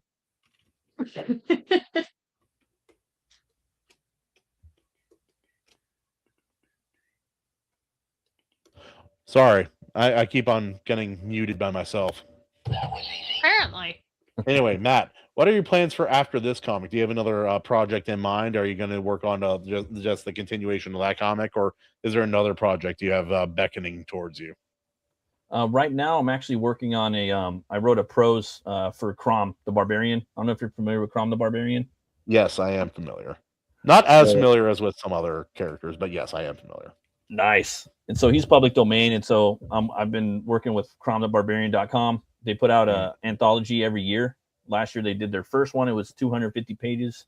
And now the second one's going to be coming out pretty soon. I'm going to be in Crom the Barbarian Anthology 3, 4, and 5. I wrote a prose for that, but I'm going to break that prose down into 9 pages a year. So I'm doing that. Nice. I'm also working on another book of my buddy called The Puritanian. That one's very like Kronos, Captain Kronos, Solomon Kane inspired. Dude, Solomon Kane is the best. I like him better than Conan as far as characters go. Sorry. Yeah, I like him and Conan, but they're tied for me. And then it's Bran McMorn, and then it would be probably Cole fourth. But yeah, so I'm working on The Puritanian. I have about 13 pages of that done. Me and him have been working on that for a minute though, so it's just a really fun project we're working on though. But he's a vampire hunter, and I'm getting a chance to kind of really mess around with the different vampire stuff, you know. But he's writing it. It's a character I came up with like 10 years ago, and then he's writing the story. He's writing the origin for the character, and I'm looking forward to that. And then I'm also building my own fantasy universe right now that I'm gonna plan on writing a bunch of stuff for. I'm building a world map for that right now, and I'm coming up with some stories. And I just love sword and sorcery, bro. Like that's my favorite genre, and I really want to go. Can we appreciate this random stranger? Gay, and I'm out. I have no idea who this is. I don't know either. Welcome to the show, my friend. You could be gay, I guess. Whatever. Anyway, cool.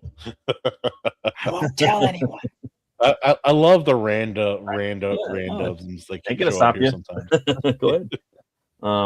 But yeah, that's what I'm working on. I'm working on a bunch of working on a bunch of stuff actually.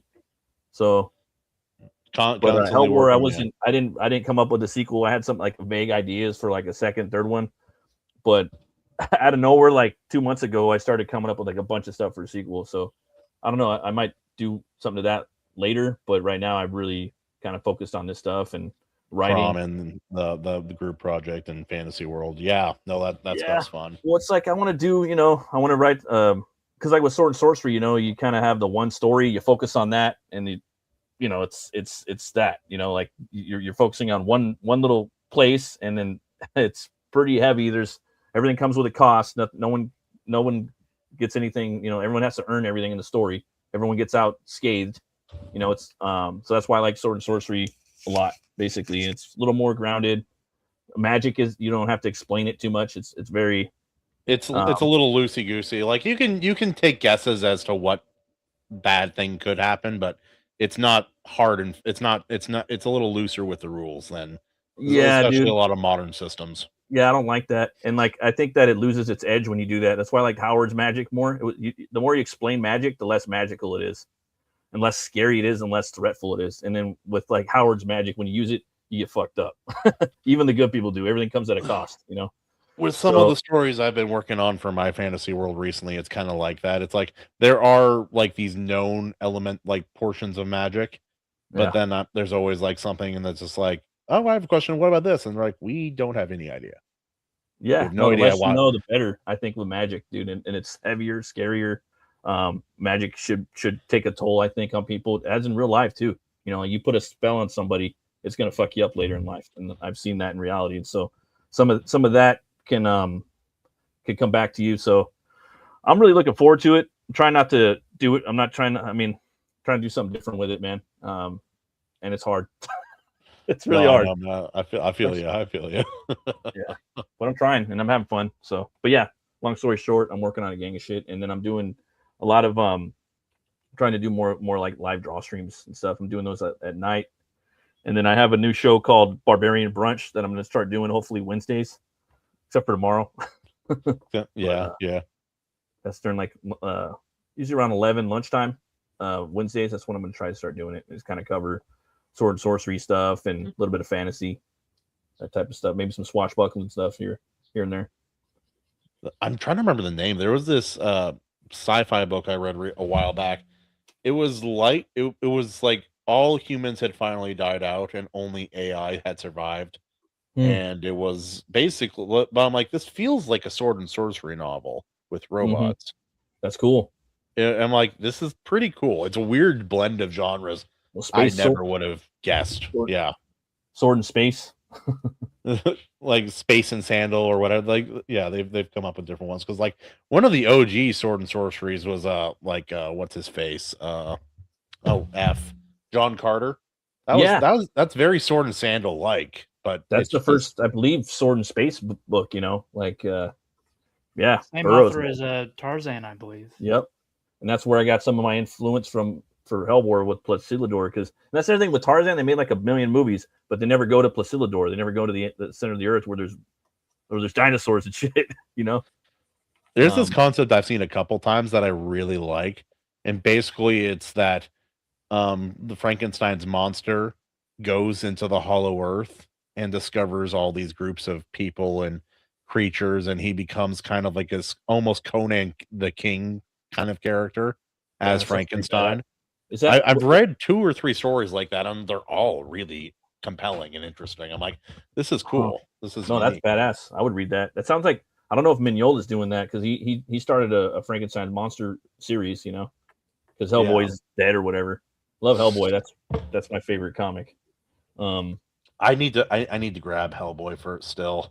I recommend him. I think you'd love him. I've been picking up a lot of. Whoa, hello, hi. Oh, you scared me, dude. He didn't just like touch my shoulder. I felt his fingers like this touch the back of my head. Yeah, my boy just ran in here a minute ago and yelled some shit, and then he ran out. Thorn, Yeah, say hi.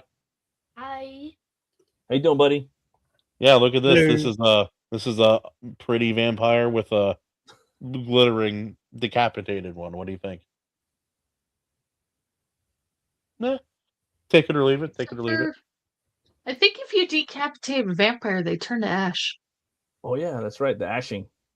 Oh. A blade. Oh, no, It- but no, Twilight actually, ones in stuck Twilight, they break like crystal and then they sit Yeah. there open mouthed like a fish. They turn into crystal. They turn into Twilight. Purple light shoots Oh. out instead of the fire.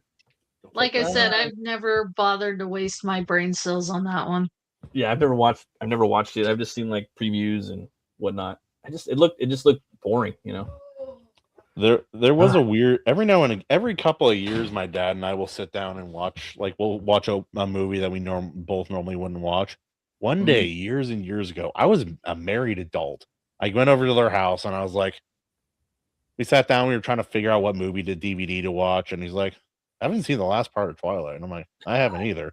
And then we both sat there and watched two men, adult men, blue collar men, sat down and watched Twilight Breaking Dawn Part 2 or whatever it was. Like, yeah, Breaking Dawn Part 2. And afterwards, I'm like, I feel weird. He's like, I do too. You know, let's never mention this again. I'm like, yeah, I definitely won't tell people about it on the internet for years to come. That's funny. Ugh. Yeah, there's a lot of good stuff like on Tubi. I don't know, man. I like a lot of the, like you're saying like earlier. You know, I like a lot of the older stuff. You know, like the old Hammer movies, like Captain Kronos. I highly recommend that. If you guys are into old like 70s, 60s, 70s, 80s movies, obviously like if you're watching them on high def TV, you can see kind of like where the makeup lines up. But they have a lot of charm to them, you know, and they the worlds they build they're in are really, really awesome. But like the old Christopher Lee Dracula movies, all the Hammer movies, I'm just always looking for that. Right now I'm looking for like barbarian trash. There's a lot of barbarian trash on Tubi. There is a lot of barbarian trash, but I like it. Like I go there for the trash. But you want to see a good barbarian movie that not a lot of people know about? It's from the director of Zombie. You know the movie Zombie, Lucio Fulci. Yeah. He also did a bunch of spaghetti westerns. Check out Conquest. That movie's badass. That's a good name. Badass movie, man. And it's like, what cool. If Italian horror director did a sword and sorcery Robert E. Howard style movie? Yeah, that one. And then also, I mean, everyone's seen Beastmaster. I don't know if you guys have seen the Beastmaster. That movie's badass too. I highly recommend. I feel like I might have when I was young. The first one. I don't know why. But Conan is always, for me, that's like the top dog. You know, for like the whole sword and sorcery, like barbarian type. Yeah, I always put Conan. Number 2 is Beastmaster. Then Conquest now it takes number 3 for sure. Sword and the Sorcerer is great. The Barbarians with the twins. that one's probably next. Yeah. Oh, and no, Deathstalker. Deathstalker's badass. Deathstalker though is like fully aware of what it is, though. It's a little cheesy, you know. And then they did a modern reboot sequel that just came out. That was really good too. I highly recommend that. It's kind of got that Hercules and Xena vibe to it. That's another director too that I really like. Stephen Kostansky. He did Psycho Gorman. Uses a lot of like puppets and 90s and 80s effects in his movies. They got that charm to them, you know. I do. I love. I keep on exploring all these old like fantasy movies and stuff that I watched when I was younger, but because of just my family's taste, I never got into like the sword and sorcery side of like older fantasy. Yeah. So it's like I grew up with like the Dark Crystal and the Labyrinth and the Storyteller TV show and a whole bunch of those stuff. Are badass too. Well, like no, they're fine. It's just it's a different side of the whole fantasy genre. Like Willow. I haven't seen Willow since I was a child. Though. Willow's I don't badass too. I remember liking it a lot. I always wanted a Mad Mardigan movie. Like always wanted one, you know, and then they made the TV show and then he's dead in the show because he passed away, you know. And his wife was there. So I was just stupid TV show actually literally ruined it. So I never watched it. I'm just like, okay, I'm not gonna ruin it, you know. I like that more than like at the time, dude. I really liked that more than Star Wars. I'm like, Lucas, focus on that because I always just dug that more, But welcome to the show, Jarrod. Welcome. You have made it. How's it How going, was band practice? Did you guys play the flute all together at once or individually? Muted. You're muted, dude. Bro. First day I on the know it's job. been happening to me all night, dude. All night long. No, it's a multi-person flute, so it takes like 4 people to do. I'm glad. I'm not going to say the thing I was about to say. Don't say it, Kahuna. Do not Don't say say it. it. I set him up for it. No, we have a you know genre for that now. I was about to say he lives in Washington. That's a different type of flute here. No, it's like you learn things about Washington. At first, you're like, no, and then you're like, yeah, I guess. It's like we rate number 1 and number 2 for 2 things I wish we weren't even on the list for. It's like number 1 for incest, and number 2 for sexual deviancy. Right after California. I'm like, oh, I don't know how you measure that, but yes, it's all true. It's all true. I'm responsible for at least half of that equation. Anyway, moving on. But yeah, no, we talked about the movie. Have you, Jarrod? Have you ever seen the movie? I was not able to watch it, but that's the one with Vince Vaughn, where Vince Vaughn's like shaved his head and got kind of jacked for that film. Yeah. Like I was not able to. I was not able to watch it this time. I was very bummed out because I've wanted to see that for a long time. I know the Brawl in Cell At Block least 9. you looked heard awesome. of it. Yeah, It's a very unusual singular movie, and Matt and I both really enjoyed it. Not commercial at all, but it's a very good film, and I think you'd appreciate how, like, for me, I like the imagery starts off like really like rough town, like kind of very indie film looking, and like by the end it's looking very almost like a Renaissance painting. yeah. It's Yeah. the way that it looked like when he's sitting in his final cell, so to say. Yeah. Like that scene Lot with of the light. orange. I'm like, yeah, that orange and reds, brown. It's yeah. like, yeah, no, absolutely recommend it. Draining. Yeah, Definitely the latest. I mean, the trailer. I remember the trailer for it was very intriguing for me. So it's one that I will watch. It's great, man. It's up there. Probably it's in my top 5 the last 10 years. Nice. I like that movie a lot. Maybe even Nice. more. I can't really think of it. I mean, I like The Northman a lot. I know a lot of people seen that and they have their views on that, but I love that, Yep. That's like the modern modern Conan, and there's so many shots he takes from Conan and puts it in that fucking movie, Yep. straight up. And it's sword and sorcery too. Yeah. No, I did love the Northman, so I'm all for those. I liked the Northman. Again, it's just I almost weirdly enough, like I don't even mind long movies. I almost think that movie was too long for me. A little bit. And I don't know exactly, like I don't mind a slow burn movie. I watch a lot of older films that are too long by most people's standards, but The Northman did feel a little bit long at times for me, and that wasn't the only problem. But yeah, so we talked about that. We talked about Matt's Hell War comic. This is his art. He has some friends' art on here as well. This art is sick, dude. It's yeah. He's a bounty hunter. He works for people, and he plays in a metal band in the 90s, and he's also like kind of a Nordic creation of sorts. It's this whole world is combining metal aesthetic, like from a metal magazine, and like Norse mythology revisions, so to say. And This sounds like right up your alley. Yeah, dude. This is basically you 10 years ago, dude. I want to go watch it. I want to go to an Amon Amarth show now. Yeah, he's very inspired by Johan and me and my dad and my uncle and Lemmy. Those are probably I like some of those shots. I'm like, that's just Lemmy. That's just Lemmy. Yeah. But yeah, no, dude, the art, we've had Matt do art for us before. He did a piece for AC, a couple pieces for me, and then one for the Iron Seas. That pirate one with bats back in the day too. It was just good fun. But yeah, no, his campaign closes in about a week. I'll be backing it after the show. Oh, nice. Thanks, man. Appreciate it. Very nice. I got digital up there for the first time, and I also have the first 13 pages are up there. There's gonna be a lot of little metal quips in there. The tone of the book is very Army of Darkness. And it's Nice. definitely also another inspiration is Lobo.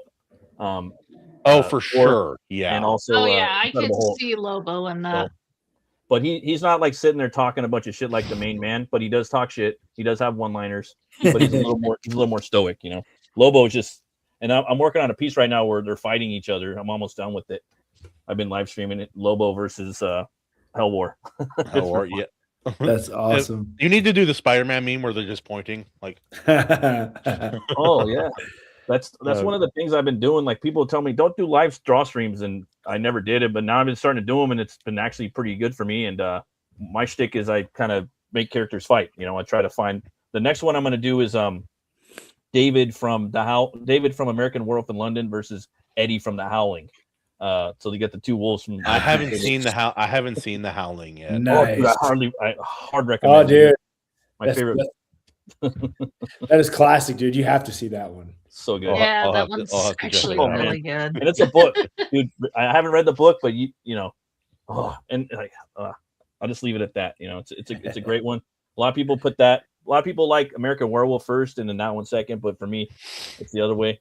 I actually my favorite werewolf movie though that I'll watch like just on repeat. I love is the remake of The Wolfman with Anthony Hopkins and Benicio del Toro. Benicio del I Toro. love that. I started it and then something happened. Like my kid woke Yeah. up, I couldn't finish it. I'm like, I want to finish that film because it was. And the really director's good. cut's a little bit better too. Yeah. There's Yes, some it dodgy is. CGI in there, but there's some good CGI. And then Rick Baker does do the makeup.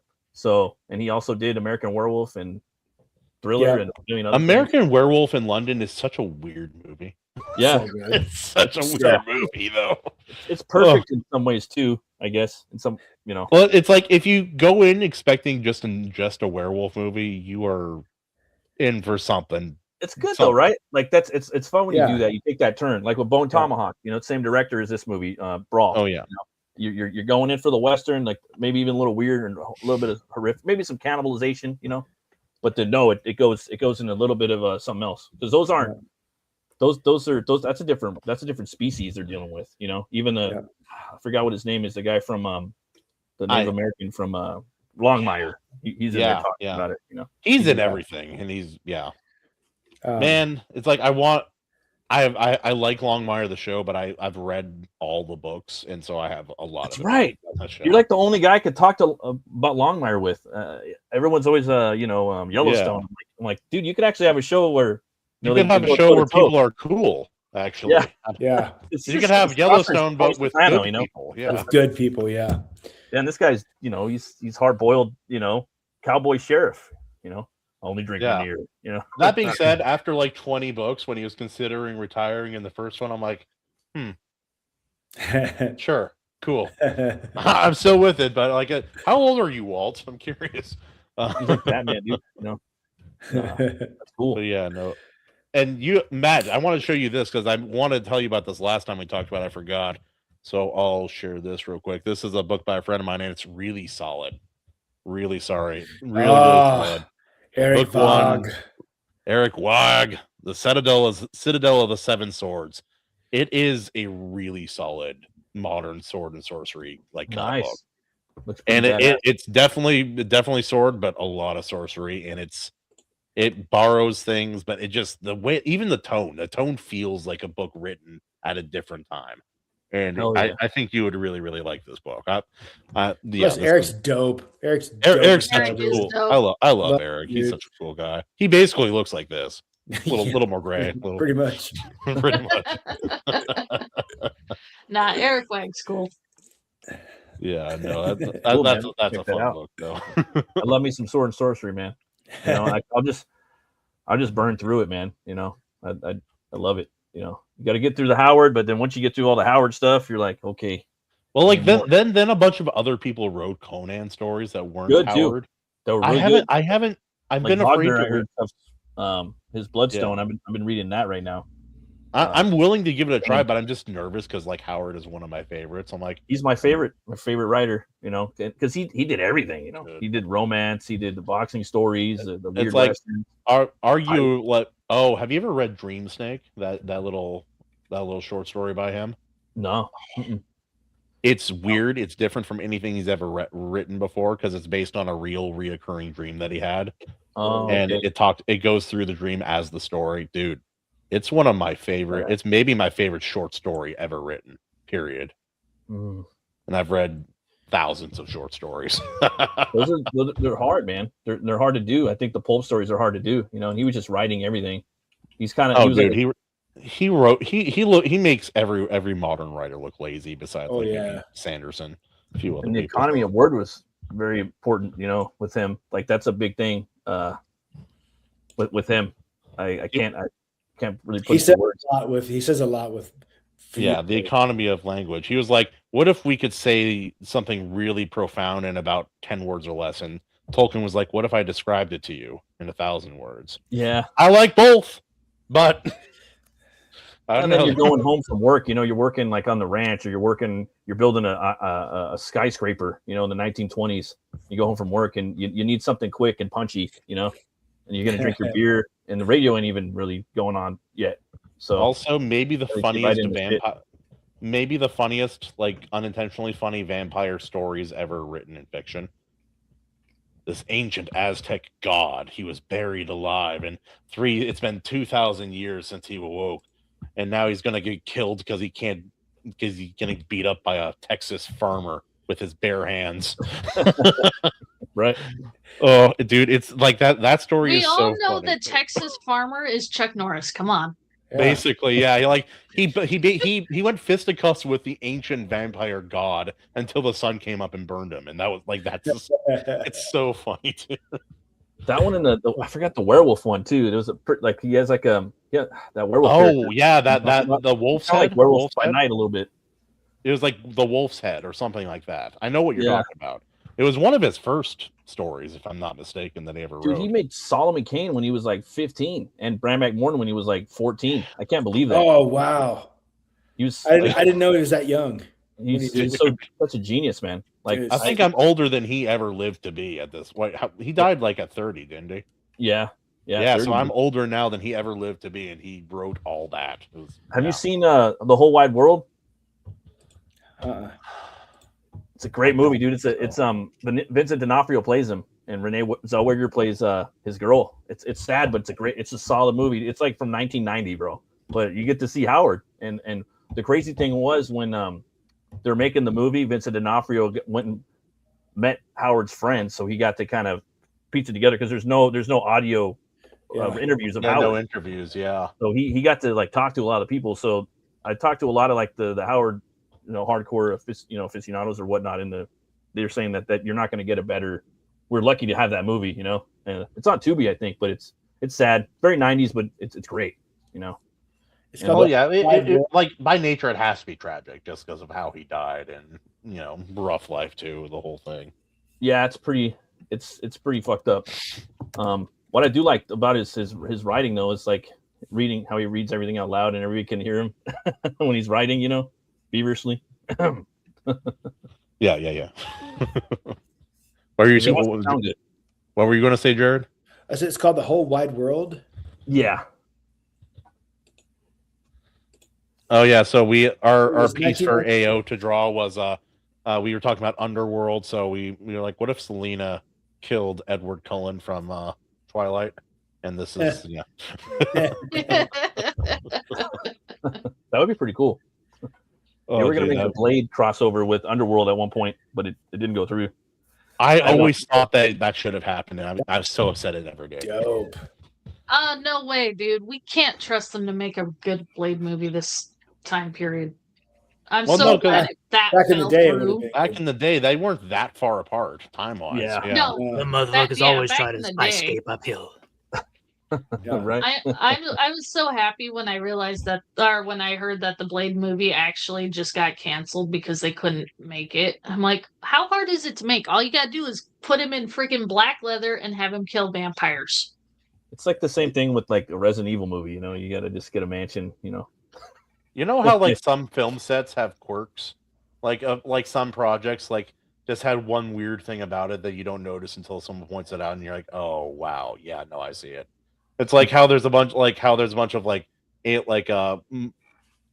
Easter egg aliens in all the Star Wars films, and like that's one thing. But like for Blade, the first one, as soon as my friend pointed out, because he was a filmmaker too, he's like, brother, I can't watch that movie almost at all anymore. I'm like, why? He's like, every scene they're on the street, hundreds of newspapers blowing it's about. always paper. There's thousands of them. They're everywhere. I'm like, Yeah. No one every out paper in the whole movie. Yeah, there's so much newspaper everywhere. I'm like, and they're always almighty, blowing. you're right. Like they're always blowing. They're not just like laying there. They're always not laying there. blowing They're through the set. Anytime he that's just his presence when he walks down the street. That's Yeah, that's badass, dude. That's how the kids say horror. But that's what I liked about the first movie is it was so street. He's going around picking off the familiars, the blood rave in the beginning. Here's the big one: Blade 1 or Blade 2? Which is your favorite? Yeah, it's hard, dude. I don't know. I think mine's 2. For me, it's 2. I like both of them. I don't know. The opening of Blade 1, though. Yeah. It's hard. I'll give you that. Blade 2, when I saw that, it changed my life. Blade 2 did, So, and it put me on Del Toro, and I didn't even know who Hellboy was. I just knew about the Bowen statue where he's punching the ground. I used to see that at the Gotham comic book store by my house. Mm-hmm. And then I saw, BPRD, what's that? And then they had a message board, for the movie. And Guillermo would go on there and I would talk to him. We would talk about metal and a bunch of stuff. And that was back in the day, dude. Message boards, dude. That was pre my internet. Dude, they had they had a Hellboy movie message board. It was pretty cool. And he would put up stuff on there. He would come on and talk on the website. It was badass. And that's the whole fight when the internet was cool. Nomak. That shit's so epic, bro. Like, to me, it's still my favorite. Yeah, it's hard. But then I go back and think of what Norrington did. I think we really lost a gem, bro, with Norrington. He was really good. Like, I really like League of Extraordinary Gentlemen. That movie gets a lot of hate, but I don't give a fuck. But dude, imagine what he would have did. Like that's one where I kind of want to read the comic or the graphic novel because I haven't read it yet, but I did remember liking that film. Yeah, I think that's what it is. A lot of people hated that film, but I think that's because they liked the stories behind it. Probably, But I heard they had a lot of on-set problems and production problems with that film too. But then, but the thing is, there wasn't. That one was not popular enough for normies to get. Yeah, normies had no idea that existed. They have no idea who Alan Quartermain was. Alan Quartermain?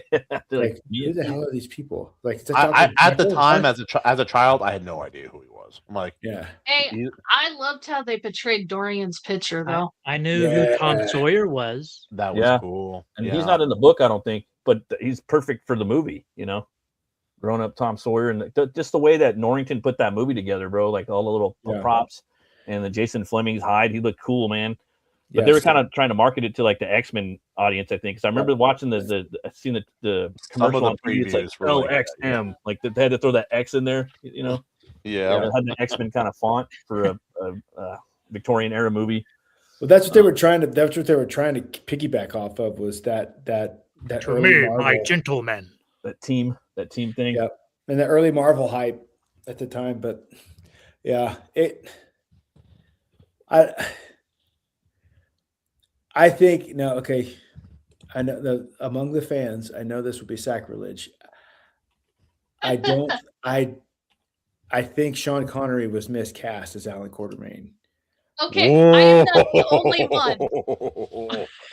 My mom said friggin' Sean Connery was what made that movie watchable, and I'm like, no, I don't believe him as Alan Quartermain. I don't know enough about Alan Quartermain. I've never met Alan Quartermain. So Alan Quartermain is essentially Indiana Jones. Yeah, I figured. And so Indiana Jones' dad is not well suited. No, because he's Indiana Jones' dad. He's too old. Come on, Junior. Sir, he's been 85 years old for 400 years. That is a fact. The first Highlander movie was a documentary. I love how no matter the film, he will not change his accent.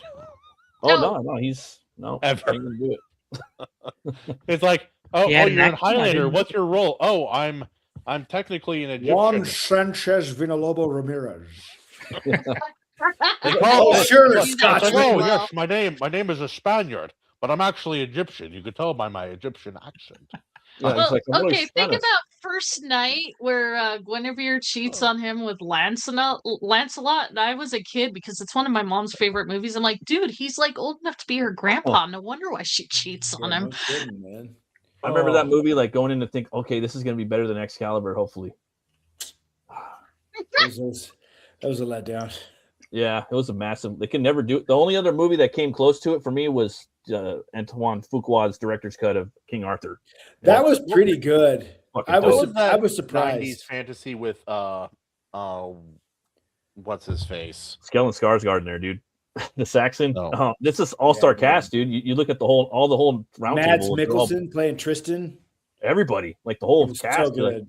the Punisher, you know, you got Mr. Fantastic, you got Hannibal Lecter, like The you whole got gang. Beowulf. They're all Yeah, dude. Yep. yeah, good one. Do you guys remember that animated version of Beowulf that came out? Yeah, that's what I was saying. Ray Winstone, he's in there. He's part of the. Yeah, I was gonna say, yeah. His best performance, I think, is for me was in that movie, or one of them. I mean, for an action movie. Absolutely. He's so good in that. He plays boars in that. Yeah. I haven't watched that one, but that's because I like the Beowulf story. I was afraid it was going to ruin it. Yeah, I really dug that movie. I really like that Beowulf. The animated, yeah, Maji, you should check it out. The animated one is actually pretty cool. I like Beowulf and Grendel more though, with Gerard Butler. I actually dig that one a lot more. I recommend that. I don't know if you guys have seen that one. I haven't seen that one. I watched this Stellan dog. Skarsgård's in there too. He's forgot the name. He's the king. You know, Hrothgar. Oh yeah. it's great. I Dude. saw there's this show like with this dog named Wishbone, I think, when I was a kid, and they had their own dog rendition of Beowulf.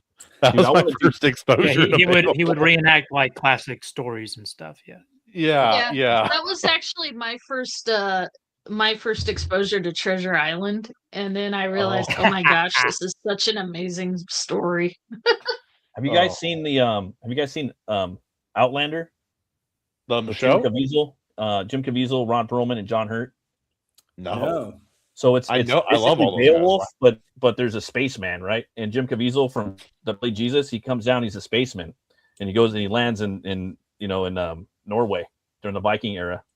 And John Hurt's like the king, he's the chieftain, and there's this thing called the Morrowind that's going around and eating everybody. It's basically another alien, kind of like dog. So it's like Beowulf, right? And so he has to work with them to fight the monster, dude. And then Ron Perlman's in there. He's a big ball-headed Viking. Jack Houston's in there from Boardwalk Empire, Angelica Houston's son.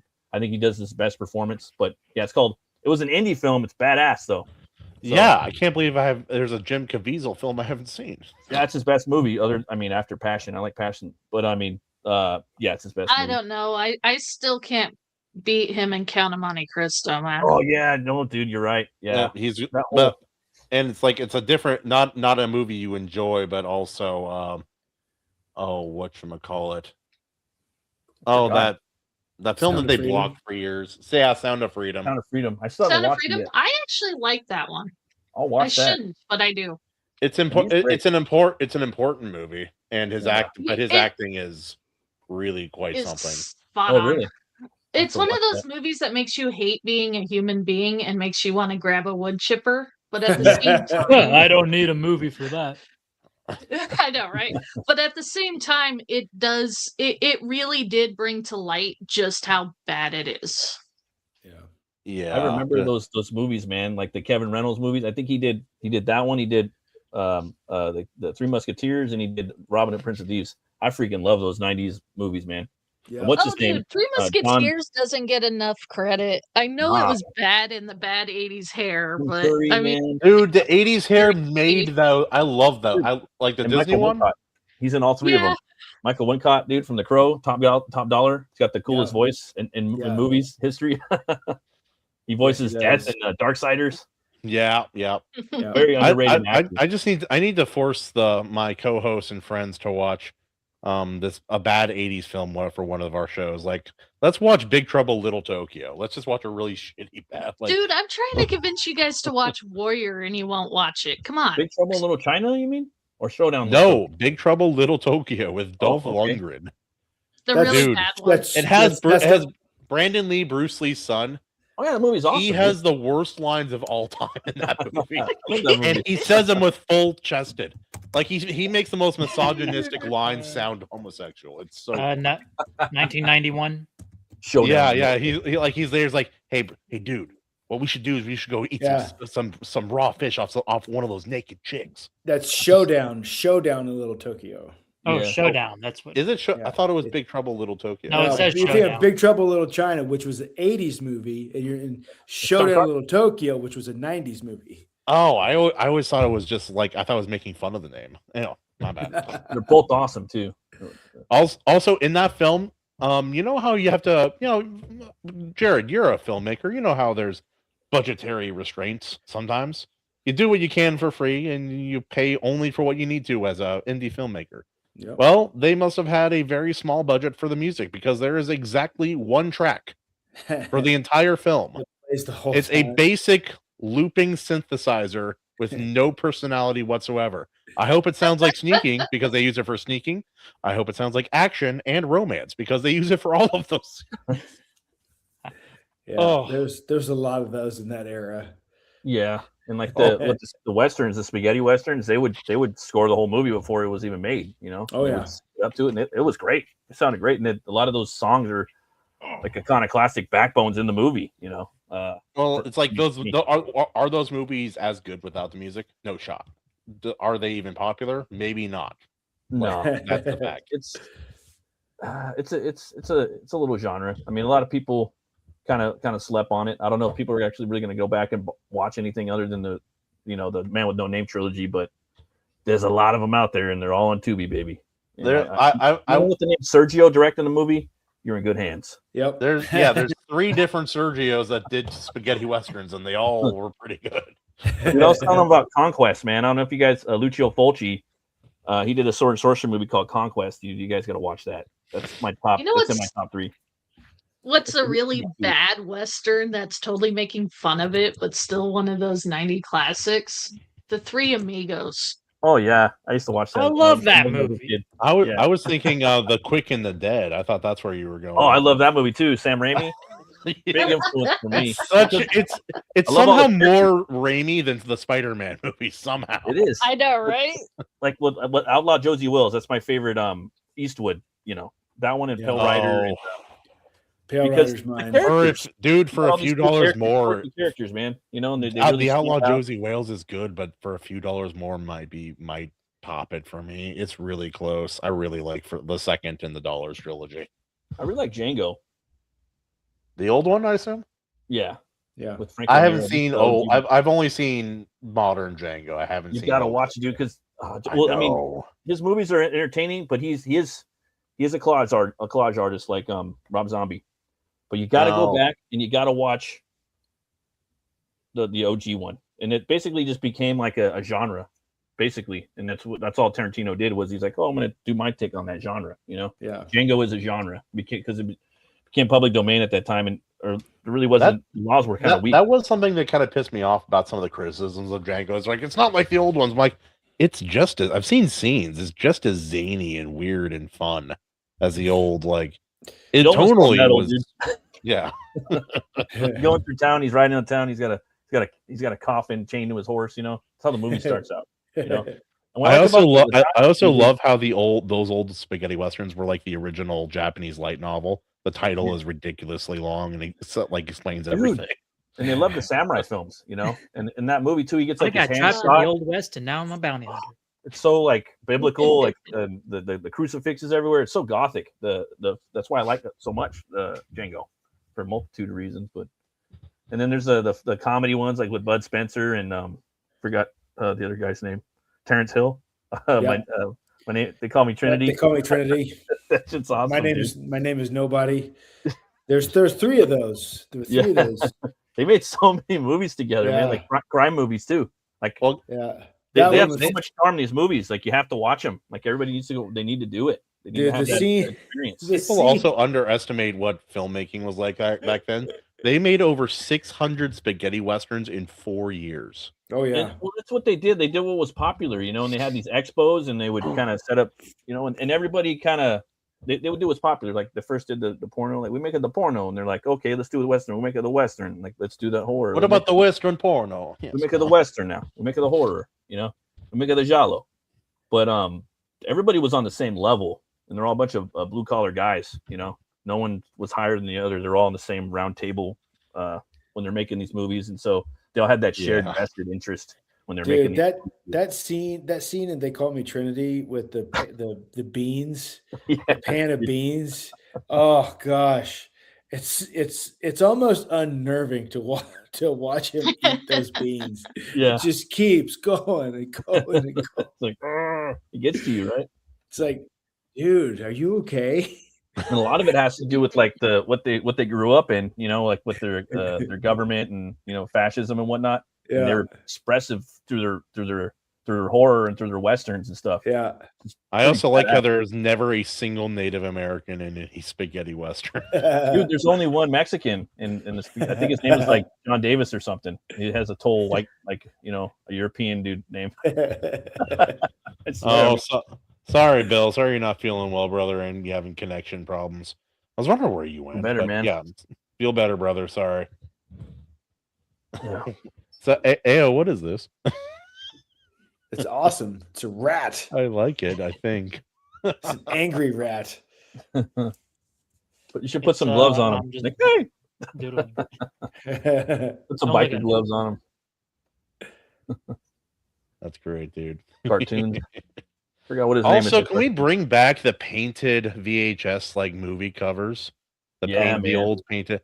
Right. Like I don't remember the guy's name, but I've talked to him on Instagram. The artist who did the prequel trilogy. Because those were still painted, even though they looked so photorealistic. Just him or just people like do that, bro. Just bring back original art for movies. Yeah. You know. I'm seeing some new stuff like I saw a new Werewolf. Was it Werewolves versus Models? A new trailer that dropped today, and it's from what is it? It's from Full Moon Pictures. And it's the guy that did, I forgot, Charles Bant. I think that's his name. I forgot, but he did like the Puppet Master movies, and he's basically he kept horror movies alive in the 90s, because the 90s they had some hits, but it was kind of low compared to the 70s and 80s, bro. You know? Yeah. 80s was big too. Was I think that was like his opus for the movies of his production. But I don't know if he's responsible for it, but it's definitely, from my understanding, his company. But there's AI like in the transformations in the movie. You know, they're just sneaking it right in there. I'm like, oh man, come on, let's hire some people, or you know, do some robotics or some makeup. You know. Yeah. But a lot of people are doing that. I don't know. I'm a real big fan. I'm a real big fan of people, you know, still making things by hand, dude. You know. Yeah. Like, truth be told, I wouldn't be hated. Like, I like CG when it's done really well, and when it's used in the right way. But it's like they've taken the art out, like the artist out of CG in recent years. It's like computer graphics are not, CGI is not what it used to be. Not even because they're all using Unreal. Disney just fired their entire animation studio and is recruiting AI. Or not Disney, Nickelodeon. Sorry, wrong person. Yeah. No, they've done it. Wow. In that movie, dude, in the trailer, it's all AI. Like there's actors and it's intercut with AI. Like, and some AI looks better than CGI. I'm not gonna lie. You know, if you can wrangle it. But at the same time, I want to see like The Howling. I want to see Rob Bottin that did The Howling, and he did RoboCop, and he did Meg Mucklebones from Legend with Tom Cruise. It's like we can have painted backgrounds and models. Like hell, Aliens Prometheus, or not Prometheus, the Romulus, Aliens Romulus. Yeah, they used a model for the ship, and it looks great. Oh yeah, dude. Well, and it's like, of course, they use CGI still, but it's not like all CGI, and you can really tell if you feel it. It's better. It's primal, dude. We know, like the human eye knows if it has weight and mass. We just know on a primal level. We could feel it more. We're attached to it because it changes. It tethers us to reality. And the CGI, it's just we could pick it off. We know on a not filming something it's not real. Then you have to like fake that it's real. Well, I mean, and then there's a bunch of things that you miss because you're not doing it physically. Well, think about it. Jurassic Park versus Jurassic World. Jurassic Park is a 25-year-old movie, yet those dinosaurs look more real than Jurassic World. Yeah. Yeah, in they almost had every better shot. Yeah. animators that tried hard, and like there's a lot of different reasons too. And a lot of the movies now they're using the Unreal video game engine to do the graphics. And back then, people were like, you know what, hey, I'm gonna make this awesome movie, and I'm gonna get paid well. Now they're like, fuck you, I'm not gonna do it. Like I'm gonna. But then the shame is especially like with Jurassic Park. That's another with thing. the Jurassic World movies, they sometimes every now and again they do use a model or a puppet, and you can tell, and it's so much better. It's so much better. You can see it. It's like in the first Jurassic World, it was the long neck dinosaur. It was like from like 6 feet of neck up to the head was all. No, it wasn't a brontosaurus. I don't remember I don't remember the variety. The Brachiosaurus. Long neck. Yeah. Brachio. But yeah, no, they made an electronic like animatronic like model for Chris Pratt and his girl to like fawn over when it was dying, and it looked great. I'm like, they could have done this more. They could have done it. But to circle back with that about what Matt was saying earlier with the werewolf stuff, that is what killed the Universal's Wolfman with Benicio del Toro, because the studio forced them to do like a CGI transformation instead of a practical transformation, and forced them to do a whole bunch of CGI stuff when the original director was dead set on the original director was dead set on him doing everything practical in camera with all practical effects. And because of like he just would not let it go. And eventually he just left. He left the project over it. And like that, it's like, that's just one thing. It's like that. Can you imagine what that film would have been like if it had been all practical? Like it would have been even like perfect for me anyways. Oh, because I have these little boxes. I want gothic. I want great cinematography. I want score. I want good actors. I want good transformation. I want good makeup, and it had all that. I want a good fight scene. You get the werewolf on werewolf fight at the end. Fuck yeah, right? But the transformation, it's CGI. It's just like, but I'll take the hit. I still like that one though. I do like it. And for that, and I watch it and I appreciate that movie for what they were trying to do, not for what they were actually doing, and for the effort they put into it. Because I thought Benicio del Toro was awesome in that film. Oh yeah, dude. Yeah, he is. He looks just like Lon Chaney. Like he looks like his son. Like he's got the same facial structures. I was like, dude, and I love Anthony Hopkins' performance in there. So a lot of it's just when he's. Has there ever been a bad Anthony? Terrible things, Lawrence. Yeah, terrible things. Oh, my favorite scene in there is actually when I don't know why he's sitting on the he's standing on the stairs with Emily Blunt, and she's looking at him. They're just staring at her. The awkward moment he's eating an apple, and he's just staring at her. He doesn't say a word to her. Yep. It's just so funny. I don't know. The man can act. He can do anything. It's ridiculous. Yeah. Have you guys seen the movie where Anthony Hopkins kills his wife? And then the entire movie is them trying to prove it. With Ryan Gosling. That's a really good movie, too. Yeah. Ryan Gosling and Rosamund Pike. Yeah, that's right. I can't remember. He did another movie called Atlantis. Do you know what I'm talking about? Hearts in Atlantis? Hearts. My buddy. Yeah, isn't that based off the Stephen King book, too? Yeah, because my buddy, he's reading all the Stephen King books now. He's reading The Dark Tower at the moment. He's just burning through them. He's like, it's like Stephen King adaptations. What a hellhole to go through. I told him too. I'm like, hey, bro, you got to read Robert E. Howard, and he did. I'm like, Kahuna. I'm like, you got to read some pulps, bro. Sure. Yeah. Right. That's a good one. No. That's like a dad joke. All right, no, hold on. I gotta fix this. Something happened. It was like, he was just all. I couldn't heard like every third letter that you in the words you were saying. I'm back. Sorry, something happened to my setup. Was the movie Fracture? Is that with Anthony Hopkins? I can't remember. Yeah. I don't remember if that's what it's called. So. Yeah, because that's here he shot his wife. Yeah, it's Fracture in 2007. Watch us discover that it's a secret. Like there's a secret stash of movies that he's made, like where he's killed his wife like 18 times, and like these weird little indie projects. It's like this weird thing. It's like a weird subgenre. Just Matt. So you said Howling's your number one werewolf movie, and then American Werewolf in London. What about Silver Bullet? Silver Bullet's definitely in my. Ooh. I mean, it's in my top. Maybe top 5.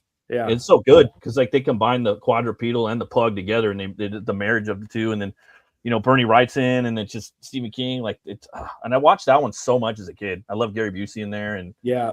Gary Busey was so man. good in that. It's just a really good movie. Very, very underrated. Yep. Yeah, I love that movie. But I don't know, man. There's so many good werewolf. I really like Dog Soldiers.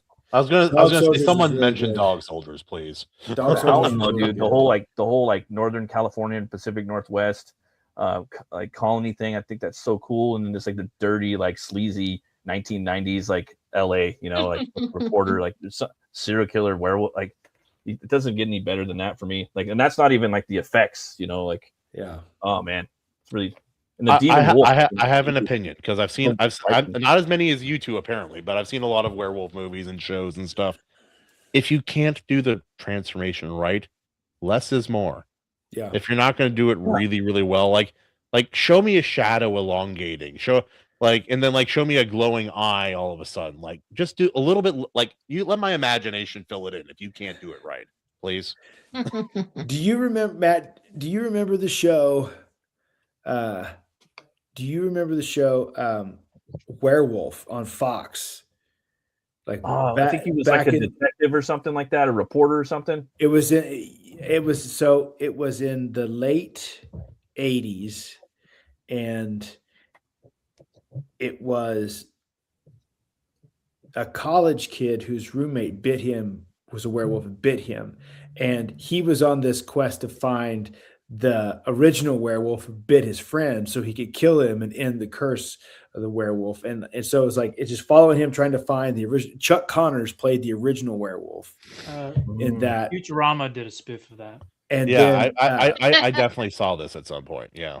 I never seen it. No, that sounds badass though. It was for a TV show in the 80s.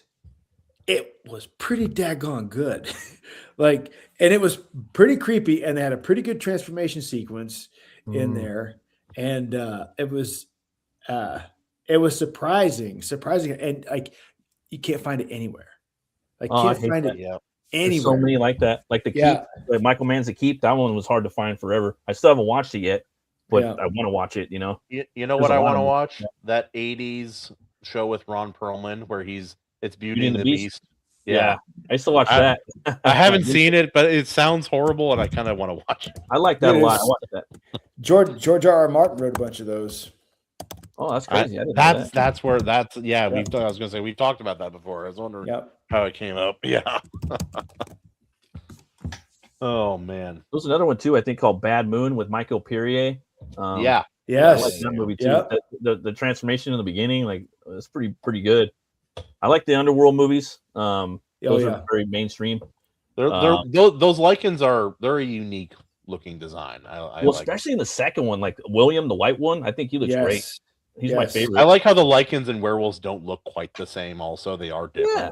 They switch it up every movie. That's what I really like about it. But I just love like dark medieval werewolves versus vampire shit. Like that's why I like Legacy of Kain so much.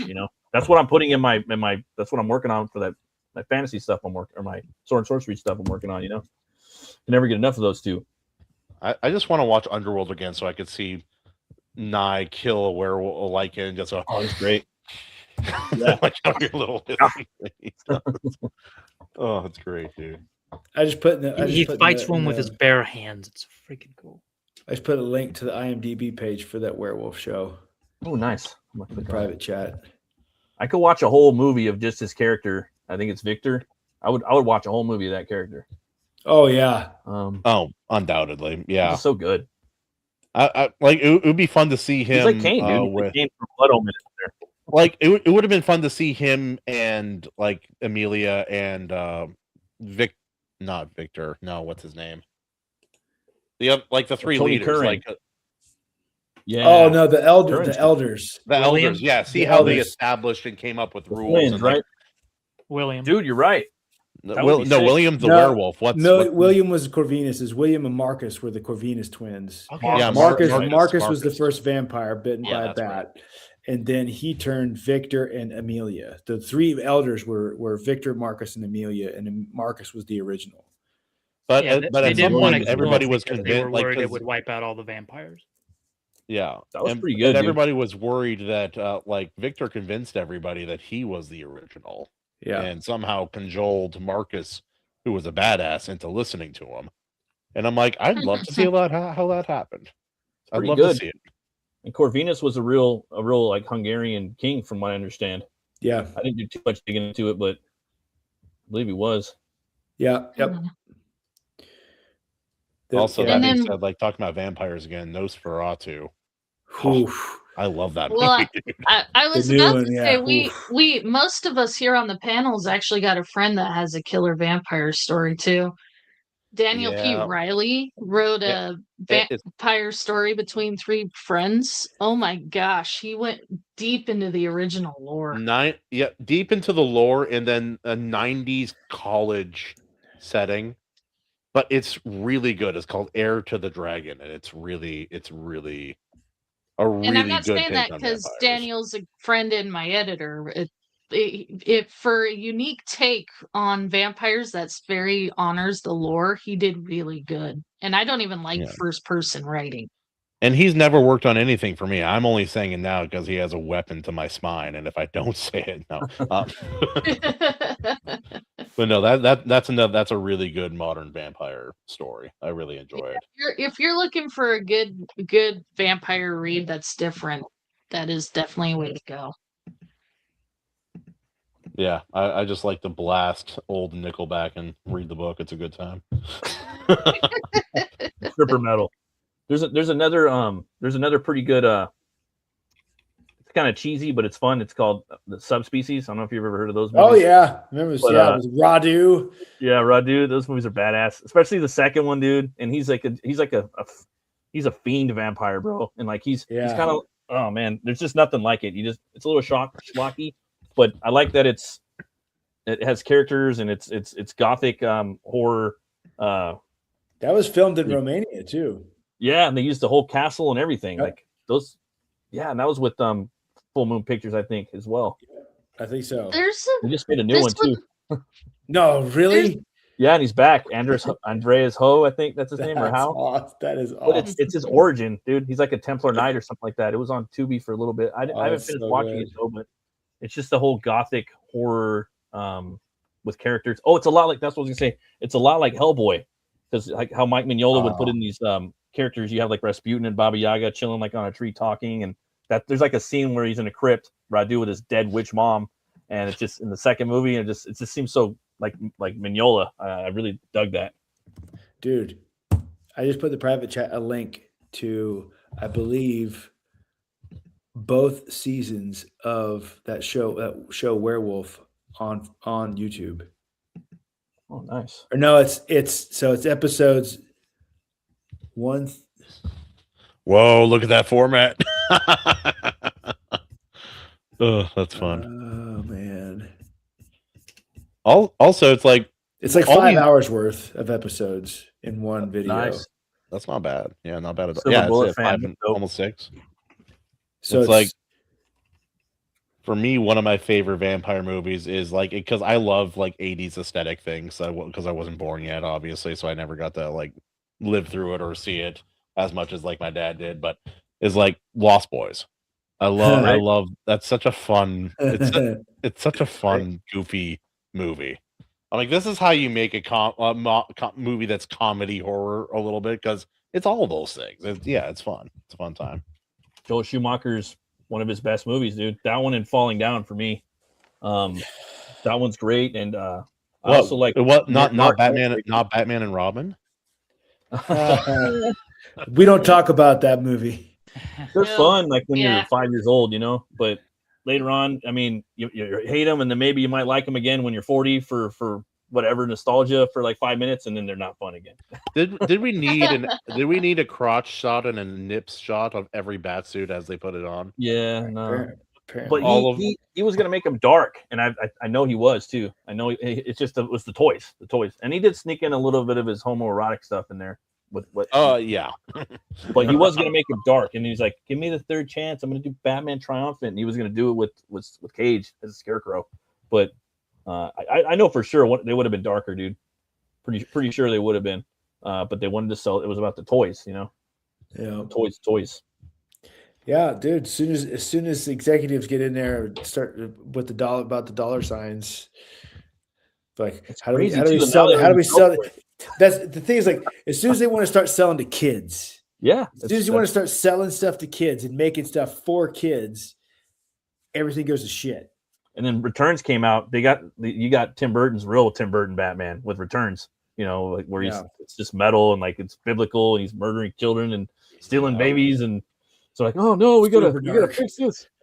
Yeah, I dug that. I dig those first two like a lot. You know. Yeah. And then someone let the Japanese know that if you make a TV show about cool looking things that American kids will buy it, and that led to every cartoon I watched growing up. Thank you, Yu-Gi-Oh, Pokemon, Zoids, Beyblades. Like if you go over there and you start nerding out, I heard like kind of like, you know, start weaving out over there, like to the Japanese ladies, they're kind of like, oh, that they're not into it as much as like we are, like the weebs are, you know, from what I understand. Oh, don't you worry, Matt. They're not into me for a whole host of reasons, but I'm not a weeb though. But I do like the like for me it's Fist I of think North I Star. found the full show of Werewolf. Oh, put it in the private chat. Oh yeah, If I got it right can here. share It's the in my playlist, history right now. But yeah, like imagine being like I would look like Matthew McConaughey and Wolf of Wall Street smoking, like doing this take. It's like, all right, guys, how do we sell more tops? What if we made a show and we put spirits inside the tops and they fought with strategy? How do you strategize a fighting top? Put blades on it. Fuck, I don't know. Well, it's for kids. Who cares? Even Super Saiyan powers. That's how you do it. Of all the old Japanese like anime that came over to America and I thought were American when I was younger, Beyblades is the worst. It was horrible. I did not remember how horrible it was. Like I tried showing because I showed all these old shows to my kids now, and like we tried Beyblades. I'm like, how old is that? How old is that? Because like my kids found it a couple years ago. It's still there's a lot of shows. It's like Yu-Gi-Oh. There's a whole bunch of other ones too. It's like this is the dumbest concept ever. I just like. I watched it. Like, I don't understand. Like, okay, Pokemon. I can at least follow Pokemon.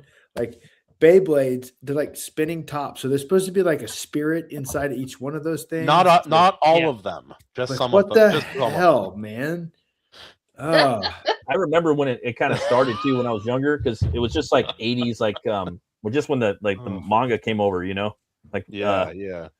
And I was just like, it was Ninja Turtles, Batman the Animated Series, you know, X-Men. It was all that stuff. I watched the real stuff. Yeah, and I remember like I'm vintage '94, and I didn't have TV, so it was like I didn't get to watch most of that until it's in the chat.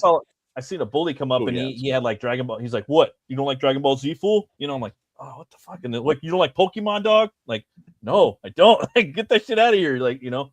But later on, like, I discovered, you know, the Fist of the North Star, Vampire Hunter D, Akira, Ghost in the Shell, Ninja Scroll, and all those have like different styles. Matt, you would like Hellsing.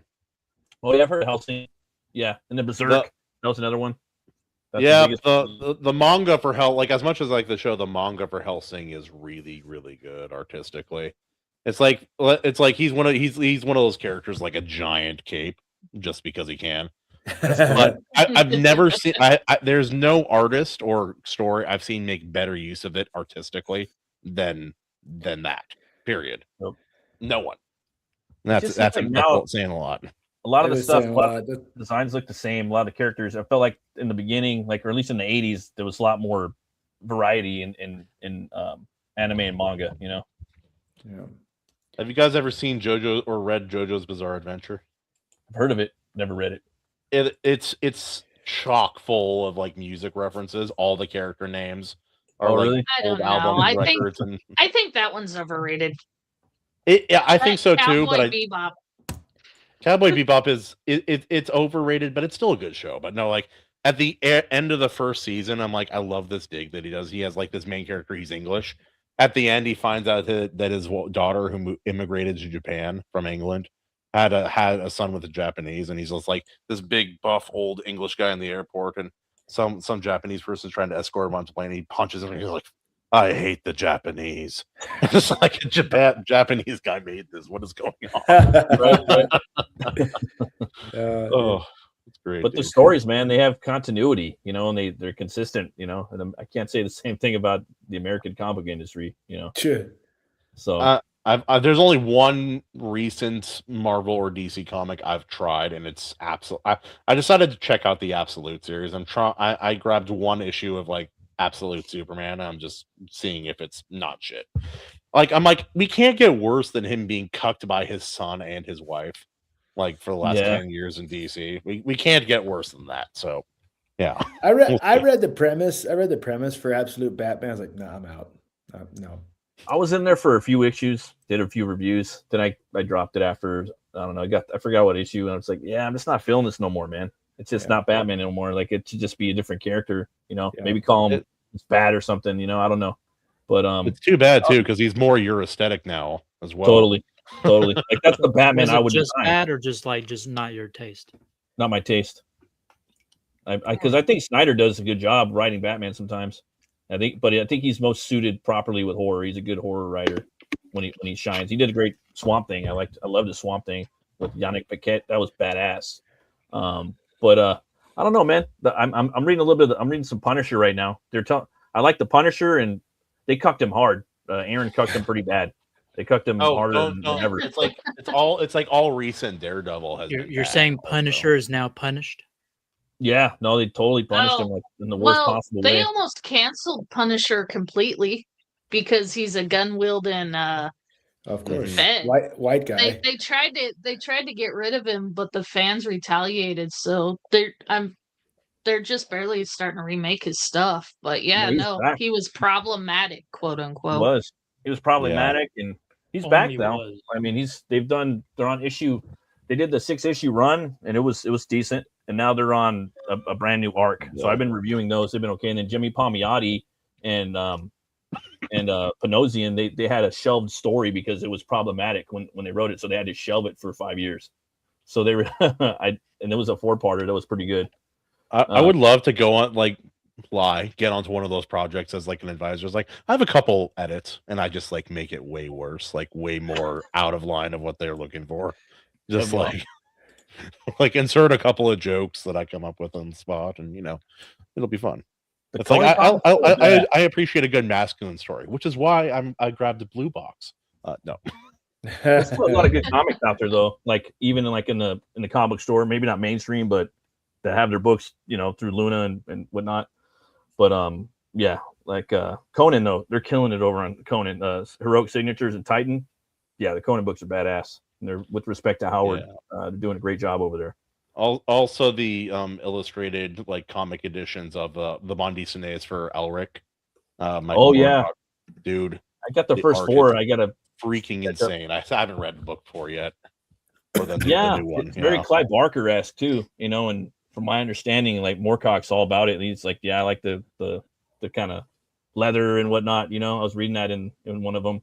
We don't appreciate that Moorcock is still alive. It's like all these legends are all dead, but he's still here, and we forget that he's still here. I know, dude. I totally do. Crazy. I'm like, he's still alive. Like Warhammer should owe how many people should owe that man money for his contributions that they've just blatantly stolen? Yeah, a lot, dude. George R. Martin. Yeah, him. No, because Martin has always loudly proclaimed that I'm a fan. Clearly, it's not so bad. Like for me, I just admit it. Just if you're gonna take something, just say it. If I take shit, I just say it. I took it. Yeah, and I'm gonna spin it a little bit. The Witcher is pretty egregious. That's what I was gonna say. The Sapkowski, it's not. It's honestly not as bad as what Warhammer did. It's not. Warhammer straight lifted the story, didn't change almost anything. Just kept for real. Oh yeah, Warhammer is 18 properties plagiarized at the same time. That's why. I know so little of the Warhammer lore, so and Yeah, me too. there's so much of it there. So Brother, I spent an average of 5 to 7 hours a day at that hobby shop because I was homeschooled and my parents were not getting a divorce, which they didn't, barely. But like for a year, my brother and I lived there. yeah. Like the manager was basically another dad for a while. That was that. So yeah. Also, there's nothing quite like 60 people, like guys between the age of 8 and 58 screaming WOG in the center of a mall with 18 tables lined up to play a big game. Nothing like it. Yeah. Oh, dude, I think we See, shook that mall. It was great. I never got into it, but I liked all the miniatures that came with it. Does that make me weird? No, that's half of why we all went in there. I'm the And, same way. yeah. Yeah. I don't know nothing about it. I just thought the characters looked badass. I thought, yeah. I And- love the miniatures. And see, the thing is that with Warhammer, like I knew about it as a story concept before I knew it was a game. Oh Because yeah. I just remember seeing artwork for it. I was like, this is awesome. What is this? Metal, dude. What is They've this had thing? they've had some really good artists over the years. Yeah, Like they Warhammer have, dude. art goes really hard. Yes. Tremendously hard, some would say. At one time, Dungeons and Dragons did too, but they kind of went the way of the The fairies. way. The woke They went from Wizards of the Coast to Wizards! Oh my god! Fabulous. oh my god, guys! The magic. What if the orcs weren't evil anymore? Oh my god. Anyway, that's them. We all know it's true. It's sad but true. Look in your heart, you know it's true. Fellas, I got to dip. I got to See ya, drive Jack. home. Have a good But- night, man. It's He's a good- dirty Matt, dipper. it's man. good to meet you, man. You too. Thanks for Yeah, putting me up on that werewolf show, man. I'm gonna check it out on my Yeah, dude, Instagram. check it out. It's good times, man. 5 hours of free content from the 80s. Oh, I can't say that. Oh yeah. And I believe that was one of the, if not the last TV show that Chuck Connors ever did. Oh. Before he died, the Rifleman, Chuck Connors. Yeah. All right, you guys have a good night, man. I'll talk to you guys later. You too, God man. bless, my friend. Peace out. Good night, man. He could hear it. Oh, I can't wait to work on the movie again next year. That should be fun. I get to play a small town cop and pretend like I can't say that joke anyway. He put me and the other funny guy on the crew together while we're trying to film the scene. So between each take for like 2 hours, we were cracking jokes and we had to stop. It was a problem. The stars, he's like, dude, shut up. We're small town cops. I'm like, yeah, we're racist. He's like, yeah, hella racist. We beat our wives too. I'm like, all right, what's going on here, man? But it was a good time. It's cool, man. Who's this chick and why does she have fabulous big hair? Theo. I don't know. I just started scribbling. She's like early 2000s skinny too. I approve. No, it's Just going fun. with the flow, kind of. What kind of psychedelic aquarium are you in, Maji, in Fallout? Oh, this is my base. I made it. You have rocks anywhere? Hmm? Oh, nothing. It's been a long night. Oh, What my were you main playing, Warhammer Maji? exposure is from Space King. Space King is great because it's basically making fun of modern Warhammer and all the Oh, okay. modernisms. The problem is like there's so Oh, yeah, there's so much coming out for Warhammer. Some stuff is great and some stuff is complete shit. I know And- that like they're making a movie or a TV show. I think. And what's his name? I was about to Cavill. say, are they still making that TV show with? I don't think they are, dude. Cavill? I think he kind of got burned out because he's always fighting for trying to keep things gangster. I think That's it how it is was. happening, but it's taking a while and it's really hard to decide how to do it because whatever you do, it's going to take CG. That's the only way you make. Yeah, you a have to war. do with CG. Just by the big old feet. There are too many otherworldly What? elements. Do you know Yeah. what though? Actually though, I don't know. Maybe no, actually, you don't need to. I mean, look at have you seen Fallout? The dudes with the big suits in there. You could do it that way. It looks pretty good. Yeah, but like every environment is alien. Oh yeah, So, yeah. That's CG yeah. for sure. Unless Like, they do it like a their big, like a big ass spaceships are volume. giant cathedrals. Oh, They that's have pretty metal. candles alongside technology. They have the corpses of dead babies working as servants. It's Oh, okay. there's a lot going on. Oh, okay, yeah, that's some CGI then. Yeah, definitely. That So alone.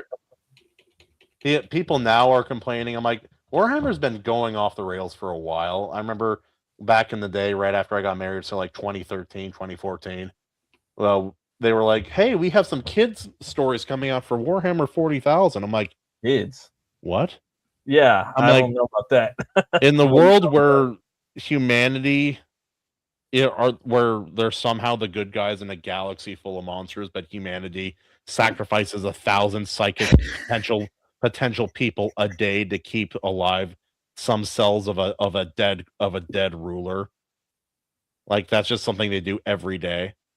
And like this is not like that as a child, that was the appeal. It was not for kids. It was for I know Yeah. they made a Saturday morning cartoon of Rambo. That wasn't a good idea either, but this is and what- RoboCop and Conan. RoboCop. They went to Conan as well. Yep. Conan's pretty good. I didn't know they did that. Sure, it's Conan the Adventurer. It's on Tubi every now and then. It's on YouTube right now if you find it somewhere. You know what I want to watch? That I was watching it as he was making it on YouTube. I'm just picturing originally, like a but, Warhammer Saturday morning cartoon. Primal, yeah, Primal's the best show for me. The best show in the last 10 years. Like it's stop. really, really solid, and it's like the art style is so like that's the guy who did Samurai Jack. That's where that comes from, and it's so good, dude. It's so good. Yeah, and he does so many nods to Conan in there. And like Spear and Fang is the first like, Robert E. Howard story ever written. And it's a sword or it's stone and sorcery, you know. There's every now and again I'll get to a point where I'm like, I've read every Howard thing, and then I'm like, I haven't read every Howard thing. Well, they keep unearthing new stuff all the time, you know, every few years. That's the problem. And then like the Black, I don't know. Have you seen season 3 of Primal? I haven't. I've only seen it. I saw it in clips before it was a real show. That's okay. That's when I became a fan. That was a while ago. It's a great. For me. It's the best. It's best show in the last 10 years. My favorite TV show with Ash versus Evil Dead. Those are my 2 favorite shows, off the top of my head.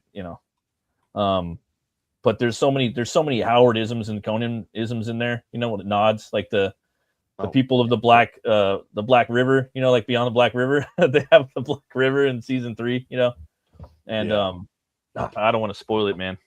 Like it's so good. Yeah, no, it's a good show. I just haven't. It's one of those things I haven't gotten around to. Sit there with my bourbon and watch it and eat my my Gouda cheese.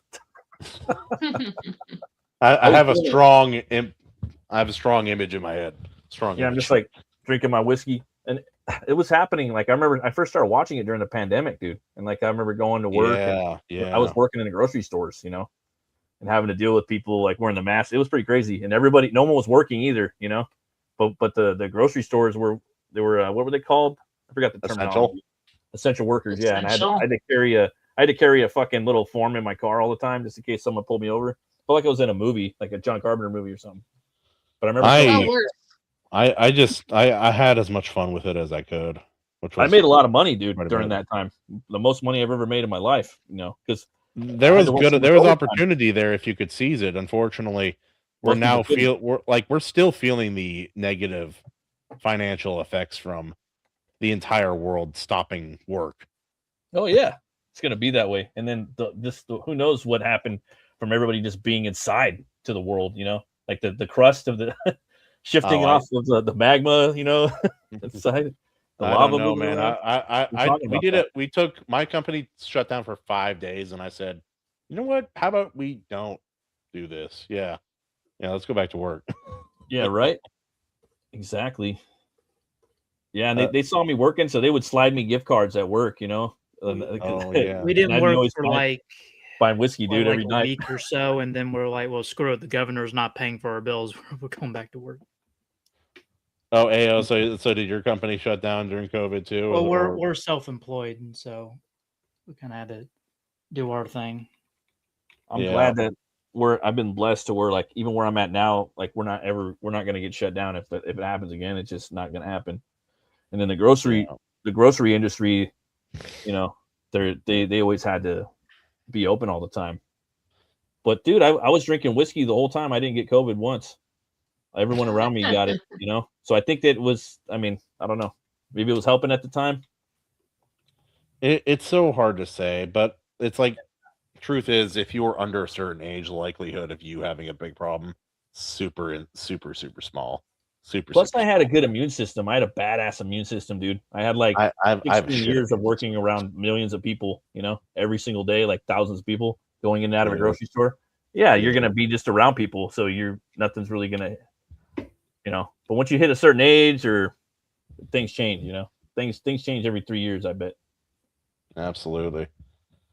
Who is this? Who is this, AO?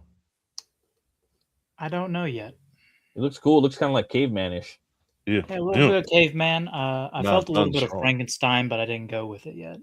Oh, the head shape for sure. Yeah. Which is weird because, like, if you read the OG novel, which is maybe the best classic novel, doesn't it not look like the Universal at all? Like, it's not even close. It's just like a corpse, basically. It's just like a dude. It's a dude. Yeah. It like he's tall, but like what tall back then was like 6 foot. Right. I know, right? He's got green skin and black lips. You know, right there alone in black hair, like you're already doing something different, you know.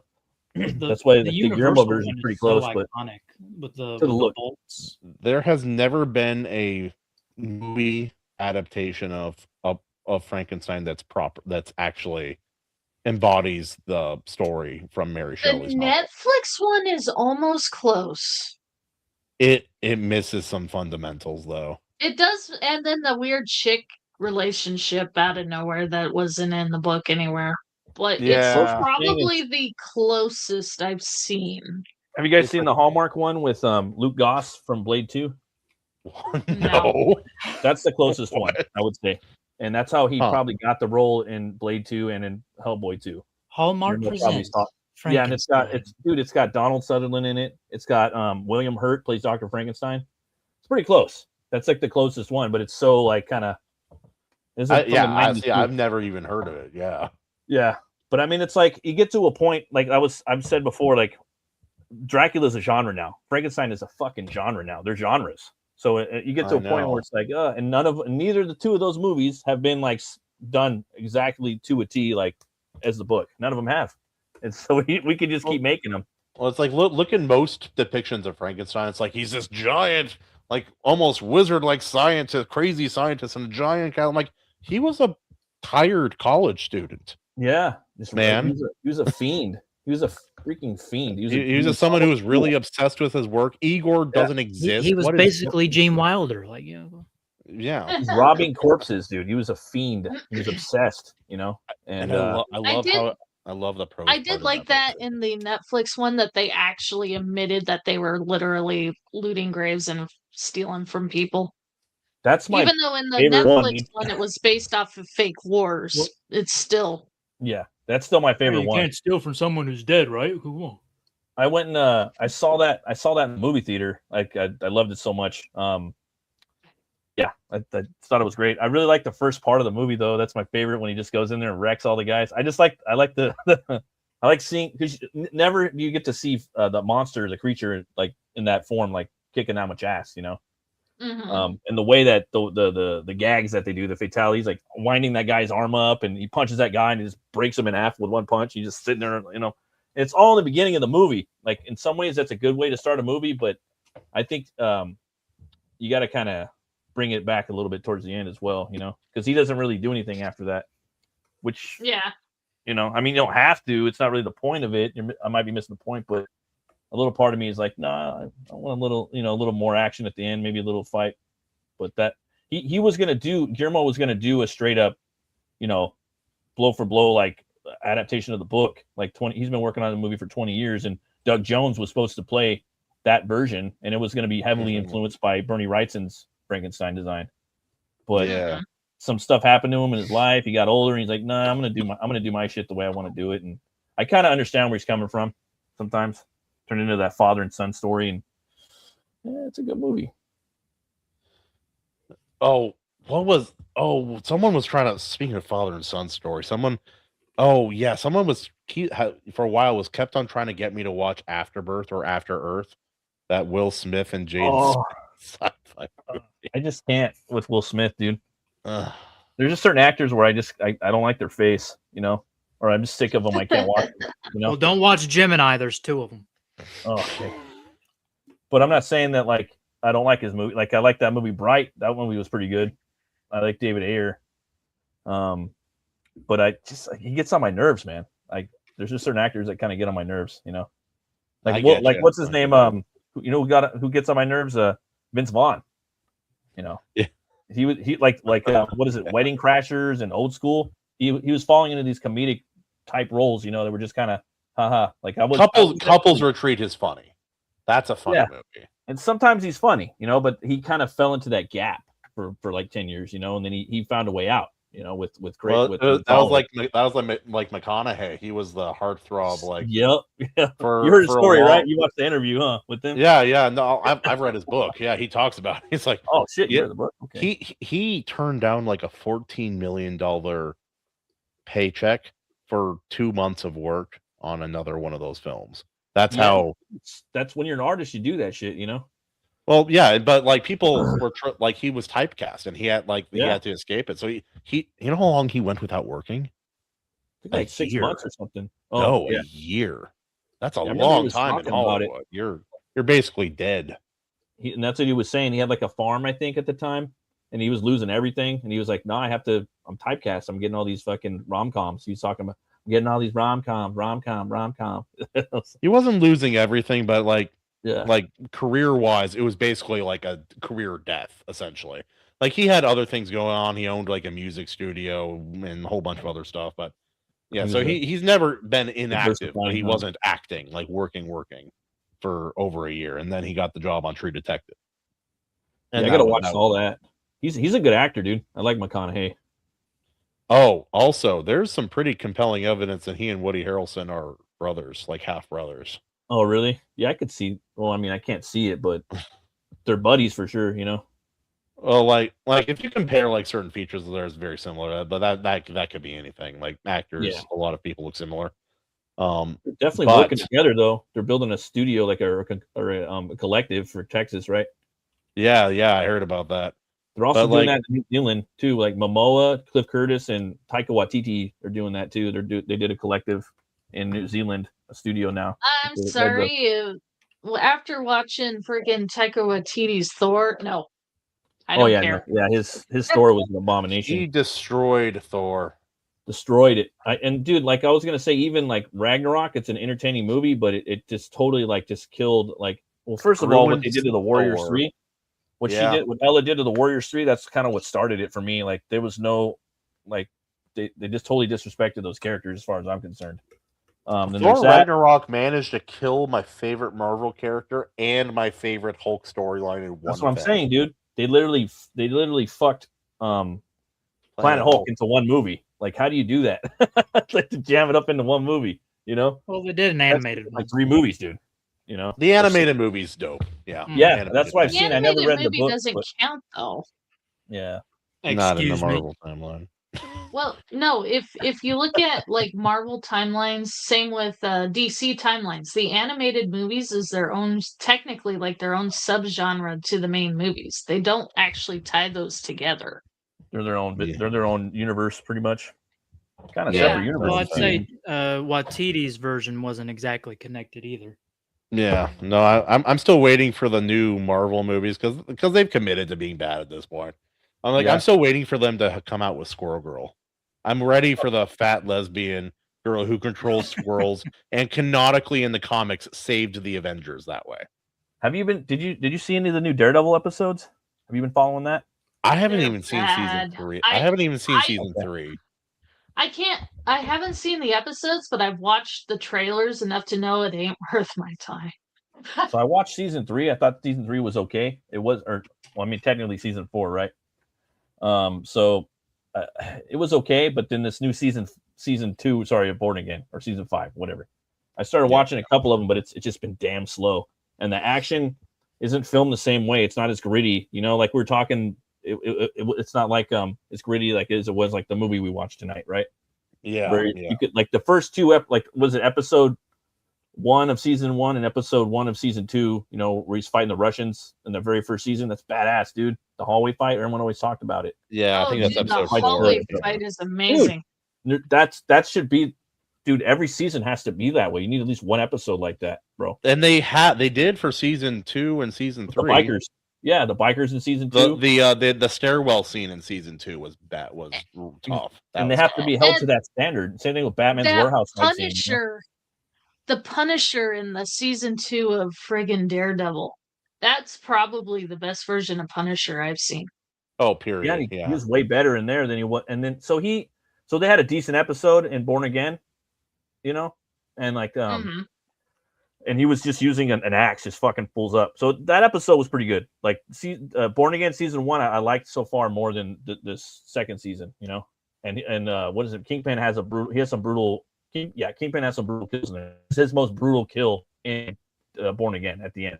He literally squishes a guy's head together and it pops, you know, to mush. And it looks fucking real too. I remember I was taken off guard first time watching season 1. It's like because he was so calm until he so good. bashed that Russian's head off with a car door.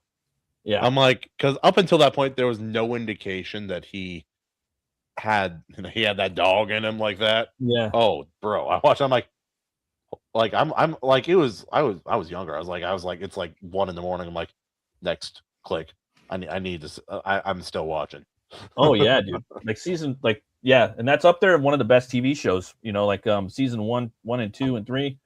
So Jessica Jones was really good too. Like they had something going with Netflix's Marvel for a while. It's too bad. And then this new one, it feels like they're trying to fix a lot of shit that was going on during the Awakening. So it feels like they're trying to fix a lot of shit, trying to rewrite stuff, trying to pretend he was never in She-Hulk. Yeah, there's that too, and they've already greenlit season 3 of this, from my understanding. But I'm definitely gonna watch it, like because I did like season 1 of Born Again. It wasn't as good though as the other show, dude, but it did have some cool moments. The action's not as good, but the acrobatics and with the grappling hook and stuff, we didn't really get much of that in Netflix. We didn't get really none of that. We didn't get the comic booky shit. We got a little bit of it, but not much. Like there's a scene in the end of season 2. Yeah, you get a lot of that. You get a lot more of that now because they have that Disney money, you know. So you get a little more of that. That's cool. But it's definitely missing. It's definitely missing its balls. There was this fight between Captain America and Daredevil in the comics. One of the coolest comic fights of all time. Kind of should be, right? That'd be pretty cool. At one point, they switched tools. I'm like, there's no reason for this to happen. I'm very happy it did. You have to, right? You got to do that. Yeah. But it seems like the show came out. A lot of people didn't like it. Nerdrotic talked some shit on it, and then everyone forgot about it. I'm talking about the current seasoning. The current seasoning. Yeah. But I'm gonna finish watching it. But I did get a little bored with it, bro. I'm not gonna lie. It's always been a bit of a slow burn. Not a bad thing, but it always has been a bit of a slow burn. And they're kind of making what's her name, Karen. They're trying to make her a badass, you know. And it's in some degree, I don't really care because at the end of the day, it is a little comic booky. It's a little comic booky, you know. I'm not going to hate on it too much. So if you can, it doesn't have to be reality, bro. You know, all the time. You know what happens to her in the Born Again comic? She dies, right? No, the Born Again comic opens with her in Hollywood. She went to Hollywood to be an actress. She didn't get enough work, ended up becoming a dope fiend and working on blue movies, so to say. And she just wants to get that next hit. And so for a little bit of dope, she reveals the identity of Matt Murdock as Daredevil. That's right. And that's how the beginning of the comic starts. But I thought she got murdered or she died in there, right? She might at the end. It's been a while since I've read it. I think she got killed by Bullseye. And then they switched it now to Foggy gets murdered, right? Mm-hmm. So, but yeah, I'll check it out. You know, a lot of the times, a lot of the shit that I don't know. the thing too is like Fisk is the mayor now, and it's like, okay, he was mayor and born again. That's cool. I'm down with that. Let's have him be mayor for a season, but let's kind of take it away from him too, you know. And he's still mayor now at season 2 already. You know, I'm like, all right, dude. I'm down to give the Trump allegories with season 3. I do remember that. I was like, you know what? I'm okay, guys. I'm really okay. I don't even mind that too much though. Like I'm kind of down with that. And I always kind of saw him as like a Trump character, even on what was it when he was in the Chrysler Building on the Fox cartoon.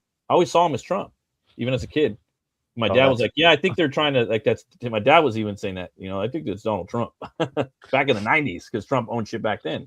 All of a sudden, when Fisk comes out, anyway, starts with that gesticulating with the hands. Oh yeah, dude. But I don't know. I'm gonna finish watching that, and then there's the Punisher one shots coming out too. I'm kind of over that guy as Punisher, to be honest. I mean, I like John Bernthal. I like that actor. Yeah. He's a good actor, yeah. But I don't know.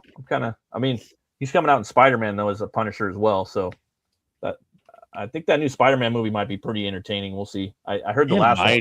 I liked the last one. I heard the last one was dope, but dude, No Way Home is a pretty solid movie. It's pretty and like it's a gimmick, but it worked. I liked seeing all 3 Spider-Man in the same movie. It was comic cool. books are gimmicks, bro. You know what I mean? And at the end of the day, like sometimes they just got to be fun, you know. But also William Dafoe brought his A game in that movie. Did he? He was commanding. Yes. He was such a good bad guy that he became a villain for Tom Holland's Spider-Man, not just Tobey Maguire's. Oh, really?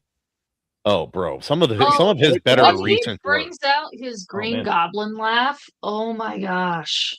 What pisses me off is like they never like they had like the keys to the city and they never like fully committed to his Green Goblin. You know, like I would have just painted his face green and gave him a purple hat, dude, and maybe threw a fucking big thing on his nose, dude. You got it right there. He's mostly maskless in this film, so yeah.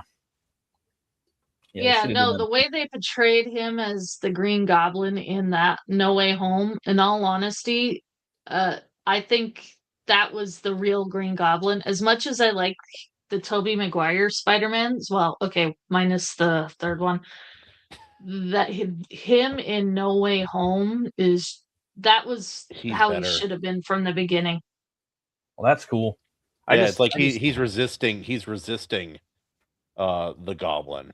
And at one point, like, there's a scene, like, basically, Tom Holland Spider-Man, he's gathered all the bad guys together, he's like, basically, I think I found a way to fix all of you guys, because you guys are all messed up. He fixes Doc Ock, like the neural inhibitor basically fixes it, so now he's back in control again. Like Electro, it's like, hey, we're gonna take that electric out of you, you'll be fine now. It's like, and with the Goblin, it's like, I think we have a serum that can undo the mental damage done by your serum. And it's like, but then there's something wrong in his spider sense. Like he hears this ringing in his ears. It's like he's walking around. He's like, he can't identify exactly what's wrong, but there's something wrong in his danger sense. And all of a sudden he webs William Dafoe's hand to something. And he's like, and then the smile comes on. He was faking being Norman again. He's like, clever trick, that spider sense of yours. And dude, it's so solid. Absolutely watch that movie. I gotta check it out, man. Yeah, I just wish they would have like made him look like the Green Goblin though. Like and again, they should have casted him as a Joker. He's fucking perfect, dude. You know, he has the right face shape. You know a waste Hollywood. You know a wasted opportunity. They made a live action Death Note movie. Oh yeah. And there's the demon god, one of the demon gods of death. Yeah, I've seen that shit. And I'm like, watching the show way back in the day, I'm like, as a cartoon, I'm like, this looks like William Dafoe. Yeah, it just does. Move his face a little, you know. And then they made the Netflix movie and they cast him, and it's perfect. Yeah, the voice doesn't matter because the movie's trash and it's in Seattle for some reason. I hate it. Maybe he says something. He's like, okay, I know I look like the Joker. I know I look like the Green Goblin. But if I'm gonna play the Goblin, he's gonna have to have a helmet on. I don't want my face being, painted. If I'm gonna play the Death Note, dude, I'm gonna have to voice it. Okay, you're not using my face. Leave my face alone. Yeah, he's perfect. I'm like, but sir, your face is perfect. It's perfect he's in the Eggers movies too, man. Eggers, he's like, you ain't going nowhere, buddy. Oh, dude, in Like he had the best lines in Nosferatu, bar none. Yeah, he was awesome. Yeah. Yeah, no, that was Can't wait for Werewolf. F me. I wrote down some of those quotes. I'm like, I'm gonna remember that later. Oh yeah, like that monologue about the cold light of science and how it doesn't actually illuminate the unknown. It just, yeah, no, it's great. But I think we're coming to the end, boys. It's been almost, boys and girl. It's been about 3 hours now. I love that AO has been transforming the art to the subject behind us. That's a true artist there. He's getting quicker with it too. Like since he started like doing this on the show for us, it's been a lot of fun to watch. His magnum opus is obviously me and AC recreating the Jurassic Park like breathing Triceratops meme. That's the best one by far. Oh wait, have you seen that one? It's my favorite one. I'll show it. It's good. You just like the fact AC cuddling you, man. It's so funny. Oh, okay, Christ. So story time here. Kahuna and I went to a friend of ours, Drink with Crazy's place for a barbecue get together for a weekend, right? This is first time AC and him met in person, but I didn't know it was AC at first. So you see AC just run up and bear hug him out of nowhere. Like even Kahuna wasn't expecting it. He spills his drink all down Kahuna's shirt, and so Kahuna takes off his shirt without even thinking about it. We're all like, "Yeah, this is normal." So that shirt it never came on the rest of the day. Yeah, that was like from 2 p.m. on. It was too humid. It wasn't dry. It was shirtless Kahuna for the rest of the day. That's what they got exposed to. But yeah, that's how they first meet each other. Is AC giving him the biggest bear hug out of nowhere, and I spilled Kahuna's my like, dragon fruit vodka my all over darling. my. Here it is. Yep, this is it. AO is an impressive artist, but this is his magnum opus. This right here. Oh, I'll be what I am remembered for. Put this on my. So that's why. I don't even care. That's why when I see this, I laugh my ass off because I've seen it in real life. This is basically not like this. You witnessed it? The little face. Not like this, but yeah.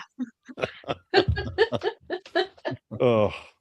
Oh yeah, AC's tall too. He's like he's like 6 foot, 6'1". You know, people don't. But he's so slender. People don't think of him as tall.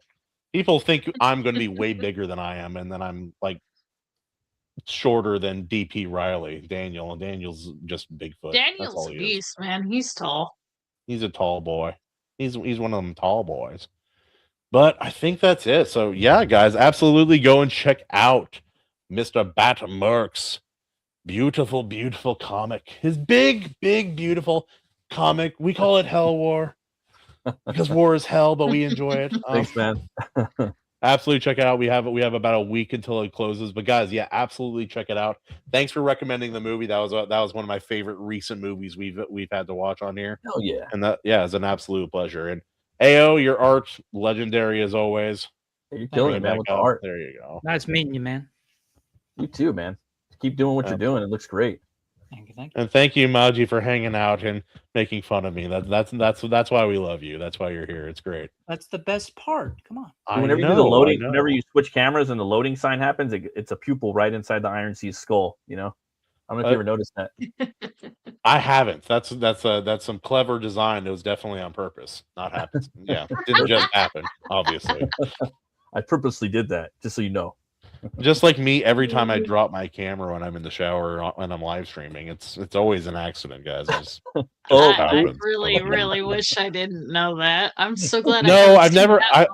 Now, to be fair, I'm joking. I've never dropped it while I was in the shower, but I have live streamed in the shower. An uncomfortable number of times. Yes. You ever drink a beer in the shower, like a red? I don't drink beer. I'm not a beer guy. Most people aren't anymore.